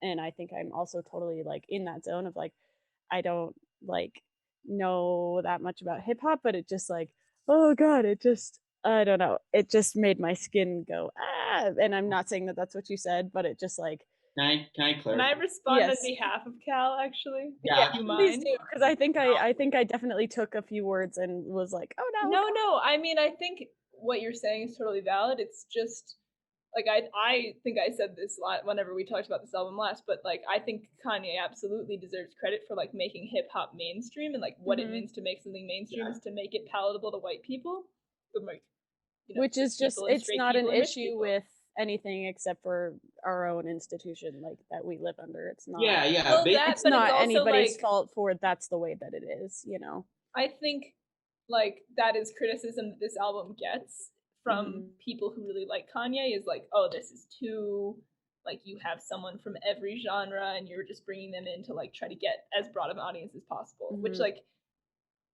fair, and like is, I personally think, like really what he is doing, but it is like effective in its way, and it was kind of the first time that I was aware of that like really happened and really worked, and now it's something that people kind of do a lot. Like the Vampire Weekend albums will have like people from a bunch of different genres or whatever to like appeal to as many people as possible. But like, I think Igor is different, and then it's like, or I don't know.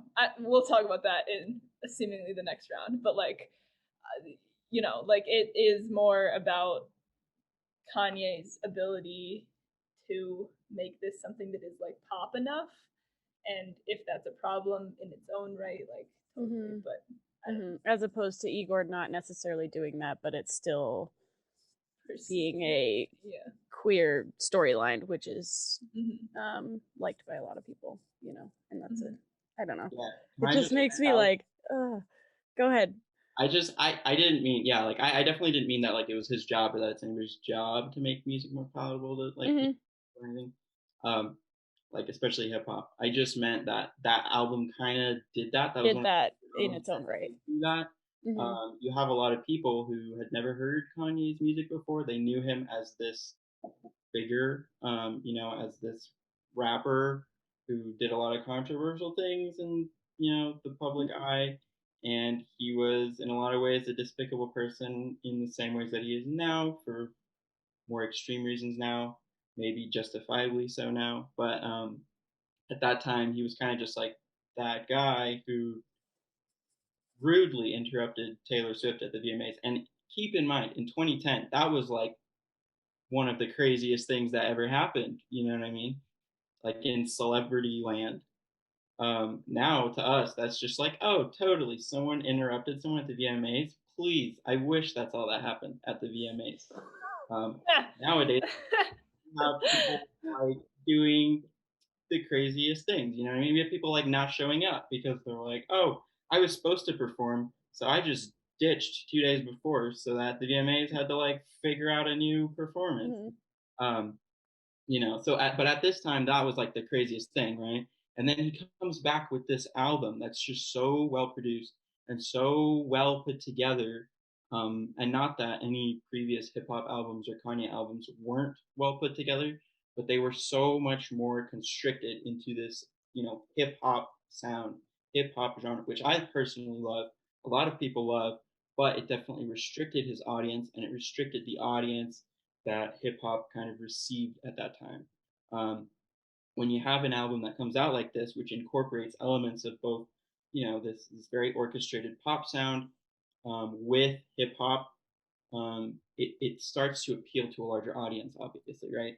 Um, and yes, it is a criticism of this album for a lot of old Kanye fans that this is kind of where he starts to take a departure from his very very classic hip hop sounds.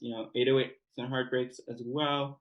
But Dark Twisted Fantasy is really where people say, look, he started making pop albums after this. He started making albums that weren't really catered to the hip hop audience. They were kind of just Kanye albums that he's trying to get as many listens to as he can. But I don't think that's a bad thing because this album represents a shift. And like I said, you have artists like B.O.B. and all these sort of pop rap artists who kind of pop up and start to do their own thing and start to create a sound that had its niche throughout the 2010s. I think it's kind of died down a little bit now, but you had I don't know if you guys know Chitty Bang. No, just kidding. There's like a lot of artists, right, who made music. Like you'd see a lot like Wiz Khalifa features on like Maroon 5 songs. Yeah, that wouldn't have happened, before like 2010. Like that's a weird thing. Like that's Wiz Khalifa and Adam Levine together on a song. Like whoa, but it worked. Nothing makes more sense to me in the world than that. Actually, I think that is a perfect. But that's the thing. Like, also, shout outs to Adam Levine on Heard Him Say in 2005, Kanye West. But you're making a very good point. I have something I want to say after you finish your thing. Yeah, I know everyone does, and I'm talking a lot. I'm sorry, but like you see what I'm saying. Like obviously there's examples of it before, but like I feel like after this album comes out, you start to see a lot more of it, and it starts to become a lot more acceptable to have this pop rap sound that kind of caters to a wider audience, and it makes rap and hip hop go a lot more mainstream than it was before, and that's what I meant by more palatable to like a white audience. I didn't mean that like it's black artists' job to make their music more palatable to like, obviously not. Like that's no. No, I wasn't coming at you. I'm more just like and the fact that it becomes mainstream because it's more palatable to a white audience inherently is shitty, Yeah, but so, I mean at the same time that's where I'm mad. You can look at it the other way too, where like you'll have a lot of like I have a lot of Latino friends who have like never heard like I don't know like Def Leppard, and that's like a staple. Like that's like a staple of like I don't know what that means. Def Leppard? No, I don't know what that is. Then Rock band. Anyways, wait. Your drummer has one arm. We're getting a bit off track here, Kalyan. So let's just refocus. Are you good with what you had to say about Pimp Butterfly and My Beautiful Dark Twisted Fantasy? Yeah, basically they're hard albums to vote one or the other for me because they both represent very different movements within hip hop, and they're both very different sounds from different artists. And Kanye's album is a very personal album to Kanye and his story, and Kendrick's album is a lot more of a representative album that kind of speaks to social injustices against minority communities, specifically Black community. I'm done. But that in its way could also be considered personal, to experience it. Anyways, Jake. That's true too. You want to speak a little? Yeah. I don't know. Are we voting now? Wait, what's happening? Like, what's? Well, did you have something to say? I feel like we're still in the comment section of the semifinal. I'm trying to remember even between Cal and Reilly and Lily and everyone. I feel like a lot of stuff just got said, and I'm like trying to remember everything. I'll just try and touch on I guess like the stuff that I remember the most. I don't know. In terms of like. Oh man. Pop and hip hop. I guess I'll first start by saying that I do think that this album certainly is an important point in history, regardless of intention, because I think I'm talking about, sorry to interrupt, fantasy or Temple Butterfly? Fantasy, Okay. sorry.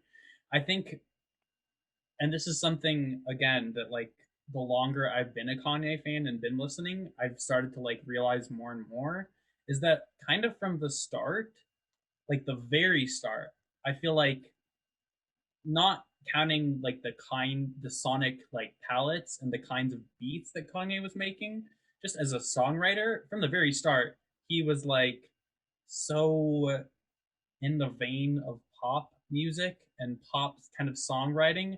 I'm thinking of songs like All Falls Down from College Dropout 2004. Like I said a few seconds ago, Heard Him Say featuring Adam Levine in 2005.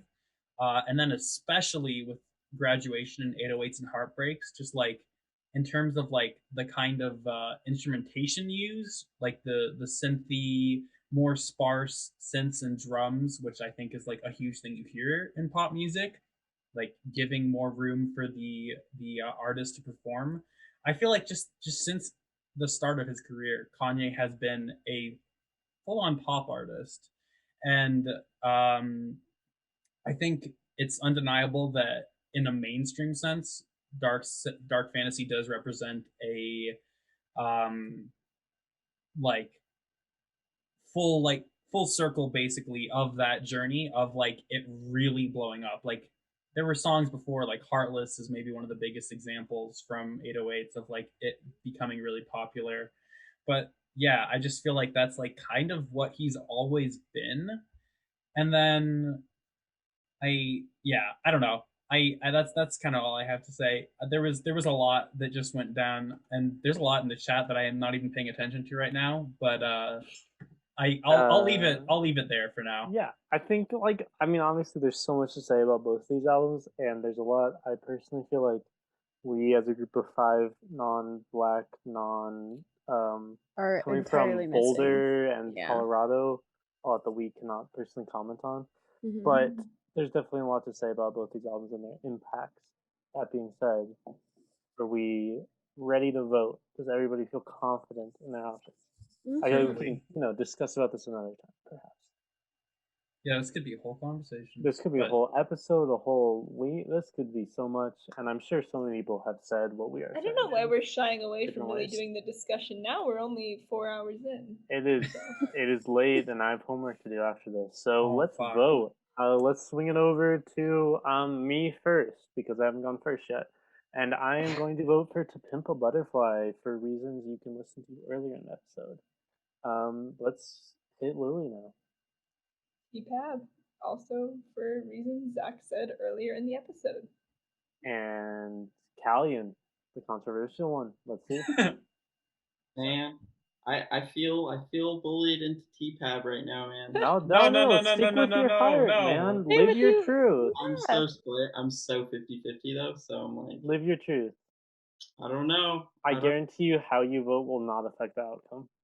I don't know. That's a good I point. don't know, but Speak your truth, I Kalyan. honestly am so 50-50 that I'm just gonna say T-Pab. You can abstain. Okay. All right. Is T-Pab gonna take it 5-0? All right. Every time? Riley, I think I know where you stand, but Yes, you do. Can I let's say it just for everybody in the back. Can I just say that I told you guys this was gonna happen. I said it might take it. I said it was Yeah, gonna you did. happen, and now it's gonna take it 5-0 because that's what I'm Riley voting for. votes T-Pab. Jake, are T-Pab, you gonna has it? prove Riley wrong? No, T-Pab. Has Fuck. it missed a vote in a single round? Did it No, win? it's been 5-0 man. every round. All right. But like, okay, hear me out. Imagine if T-Pab had been against fucking Haley Hendricks in the first round. Like, who knows what Zac and Riley might have fucking pulled for no reason. For Mhm. no The way this reason. bracket was split up was very Yeah, interesting. this bracket was for sure. a little fucky. Maybe there was some foul play on the parts of Kalyan. What do you mean? I'm throwing you under the bus for no reason at all. Let's hit the bracket one final time. Let's change the subject. The one final time. matchup. We have Igor Hold on, by I need to grab my charger. I'll be right back. We have Igor by Tyler the Creator versus To Pimp a Butterfly by Kendrick Lamar. let's get into it. We've I think said we a should- lot about Let's both of just these albums. Does anybody have a final thought they'd like to share here before we vote? I made like the whole remix thing at the beginning, so you guys better vote for Igor. Jake has a strong take here. This is very hard, and I don't know how long this episode will be edited, but for any listener out there, I'm we have actually been at this so- for like 3.5 hours now. Mm-hmm. I'm actually After really being at sorry, this for, Patrick. like- Yeah.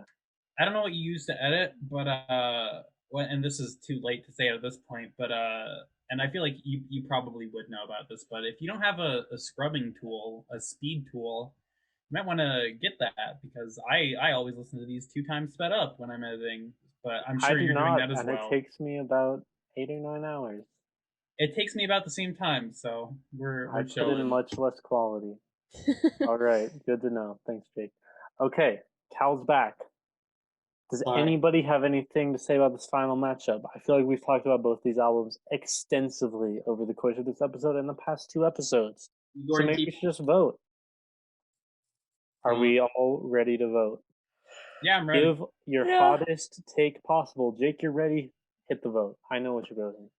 Yeah, so yeah, as much as I do think To Pimp a Butterfly is like a near perfect album in pretty much every way, I mean, I guess the one thing that I feel like Igor really has going for it is something that I value a lot, which is like a singular vision from one artist, like making every beat, mixing every beat, arranging every beat, doing all the instrumentation, all the vocals, everything done completely by him except for literally the final stage, which would be mastering.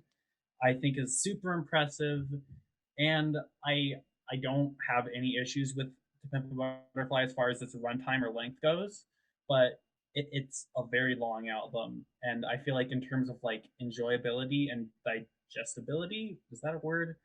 Igor also kind of takes it in that factor, and then like I said, just like the individuality, the singular vision. Not that I don't think Kendrick didn't have a very cohesive personal vision with T-Pab, but yeah, Igor still has to take it for me. All right, we got 1 vote, Igor. Reilly, what is your vote? Pimp a Butterfly. Yeah, I think I've said my piece. We're tied 1-1. We'll swing it over to Lily. What do you think? The grand Oh. final. I was really reflecting, and I am shocking myself the second time this episode with Igor, I think. Okay. Holy. As I it know. stands, Igor has 2 votes. To Pimp a Butterfly has 1. Kalyan. Oh my god. Sure, you want to go last, Zach? I'll leave myself for last. It's okay. Okay. I just want to speak really quickly on what Jake was talking about, because I agree. I think there's a huge factor about, is he okay? Yeah, he's chilling. readying. I'm he's just getting I'm ready just a little for this I'm moment. a little okay? nervous, but Speak your piece. I think there's a huge amount of extra respect, I think, that goes towards Tyler the Creator with Igor, because he did do everything. Other than the couple of features that are in there and the mastering. That is a huge, huge feat that, that's so hard to do. But at the same time, I feel like Igor is a little bit less impactful culturally, and I also feel like the story of it is good, but it's not as, I don't know, I just don't feel as grabbed by it as I do with The Pimp Butterfly. It's just that the whole storyline, the whole relation of experiences and feelings and emotions through Kendrick's album is just so much more dramatic, and just lyrically, it's more impressive to me. And I think that even though Kendrick didn't sit and individually sample everything and lay down his own drums and process a bunch of things and put some sick EQs and filters on it, the production on the album is insane, and he did direct a lot of it, and he did have a lot of say so in it, and it was definitely his sound, and it's kind of the sound we've come to know from him. which I think kind of started a lot on Good Kid, Mad City, which, for the record, I kind of believe is a better album. But That's for another time. that's for another episode. Section 80 is really good too. Not as good as either. Section 80 is also very good. But I just, something about the way the album is executed, and I think this is kind of what I was saying about the Kanye album too. Even though he did a lot more on Fantasy than Kendrick did individually on To Pimp a Butterfly, I think there's just something so powerful about a group of different musicians coming together to execute the project, and get the vision completed and out there in a way that the main artist is actually happy with and endorses, and it is at the center of, at the heart of. And I think that To Pimp a Butterfly does that very well. There's also more diversity of sound on To Pimp a Butterfly. Just as far as the interludes and the, like you have the poem at the end that he kind of talks with, or I guess interview / poem thing with Tupac on Mortal Men. I don't remember which one it is, but Man, thank you, Mortal Man. Like that there's just so much diversity sonically that I feel like Igor is lacking in comparison. That's not to say there's no diversity, because I said there was diversity earlier, but I think compared to Butterfly is more intricate and diverse, and there's something for everyone who can appreciate a well-produced hip hop, jazz, fusion album with Kendrick's voice over it. So I'm gonna go with To Pimp a Butterfly. Pimp a Butterfly, and we're tied up 2-2. So I am the deciding vote. And given I'm worried Jake might suffocate, I will just say it is Igor. That is an upset. What? My vote was actually for Igor. I was just being quick because I was worried Jake was gonna die in his beanie. It was getting a little hard to breathe in there. Yeah. Yeah, I was worried he was gonna choke. Reasons. I choose. I want to hear some reasons. I like Igor more because I think it really came down to I would listen to songs individually from Igor more than I would listen to any song off of To Pimp a Butterfly. Like, I think front to back they're good albums, but I would take a song off of Igor. Like, I would listen to Earthquake on its own. I would not listen to like You on its own. I'm shocking myself because now I think if I were the final vote, I would have said To Pimp a Butterfly. So. Well, it's too late now, Lily. I did it. I didn't do it. Decided. Tyler did it. We have Congratulations, a Tyler. winner. Wait, name another song you would play off of that album individually. Off of Igor? Yes. I think. New Magic Wand. New Magic Wand. What's good? I think great pop songs. Puppet, great pop song. I think New Magic Wand and Earthquake are all songs that I listen to like on their own on shuffle. That's fair. Okay, so Great I selection think of 16 albums. the bracket is Oh my decided. god, what is happening? How are we this far? What? The sake of posterity, here is our bracket. If you are viewing on YouTube, I can't believe this. I'm pissed. Igor by Tyler the Creator takes it all. Just give it enough listens, Reilly. Yeah, I think I have to listen to like 18 more Igors because I don't The understand. best album of the last decade is Igor by Tyler the Creator, and nobody can disagree with us because we are right. We decided after many hours of deliberation. And this is objective, motherfuckers. This is absolutely objective. Anybody else's opinion is in fact wrong. Thank you so much for listening. This was Crave the Podcast. I am Zach, your host. This episode is produced by me, Jake, Kalyan. Jake, you have something to say? Reilly, I was just gonna ask, have you seen, I don't even know why I was gonna ask this, but have you seen the like Igor aesthetic, like his wig and costume? I ain't seen nothing. Oh shit. And also, do we want to really quickly, I do mean really quickly, just like go through our tier lists if we have those, just like super quickly, just 'cause I feel like it might be fun. Sure. I spent a lot of time on mine, so I wouldn't mind it. But if anyone's opposed, that's fine. I know Zach has homework. So. Yeah, Zach. We'll literally We'll go through this very quickly. Very good point. We will just quickly screen share. So for the listeners at home, Jake put together a very nice tier list maker for all of us of the albums in this tournament. So we all listed out where albums were in our tier list. Gotta love the wig. I'll share mine first, just So to keep Jake, it go ahead. keep Let's it see. moving. I have it pulled For up. Y'all anybody can pull listening yours at up. home, this would be easier if you watched on YouTube, but you can listen to Yeah. us. There's an S, A, B, C, and D tier in descending order there. S is the Yeah. best. D Yep. is the worst. Jake, Just read them. what Don't have you even got? explain. Just read Yeah. them out. No, I don't need to explain. I have in D tier, I have the Portugal the Man. C tier, the two indie albums that got a little monotonous, Crushing and I Need to Start a Garden. I know where Jake lives, and I will be going there after we record. Okay, keep going, Jake. I'm so sorry. These are in order. And then I have at the bottom of B tier, Toy, Historian, Puberty 2, Soft Sounds from Another Planet, Melodrama, Twin Fantasy, My Beautiful Dark Twisted Fantasy, crazy how that worked out, SZA, Control, Pinata, Circles. Oh, sorry, this is A tier now. Control, Pinata, Circles, Pablo, S tier, Pimp a Butterfly. Wow, look at how that worked out. This is Wow. actually crazy. Pimp a Butterfly versus Igor. Bada bing. There we go. I can go next. If Take it that's away, Kalyan. Let's see it. doing. I got my image pulled up. All right, I have. No D tiers. Okay. Wow. I felt like all these albums were very good picks, so I didn't put anything in D tier. I didn't want to Run hurt. us through it. C, I have Twin Fantasy and Puberty 2. B, I have Crushing, Melodrama, Toy, and the Portugal the Man album, Evil Friends. A tier, I have the Lucy Dacus album, Historian, Control, Pablo, Pinata, Circles, Igor, Soft Sounds from Another Planet. And then in S tier, I have the Haley Hendrix album, I Need to Start a Garden, the Kendrick album, Butterfly, and the Kanye album, Beautiful Dark Twisted Fantasy.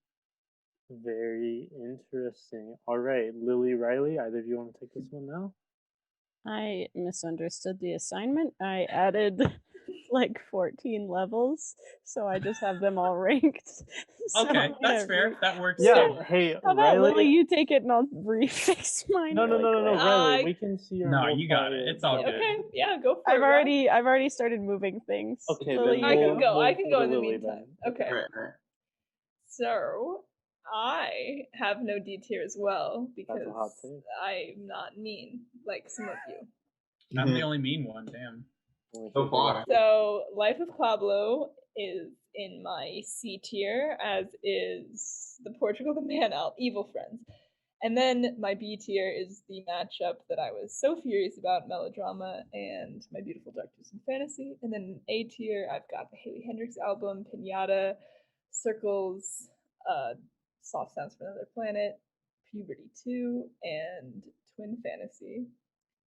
And then in my S tier, I have Control, because all of you fuckers are dumb. Period.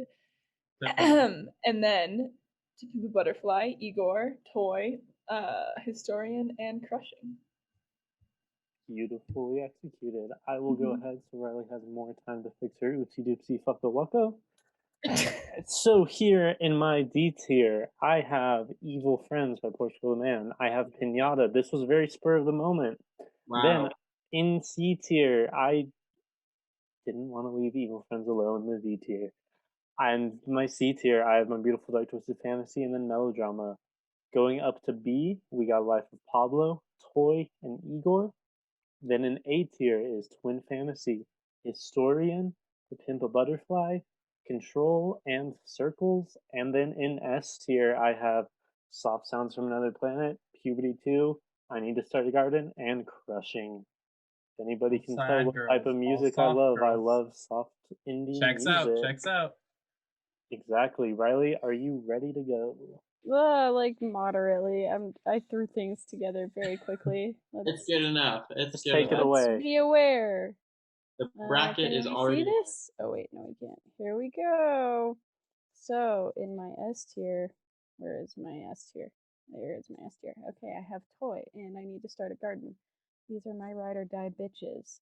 In A, shut up, Lily. In A tier, I have Twin Fantasy, Puberty 2, To Pimp a Butterfly, which I didn't know before this, so she really just rocketed her way up there.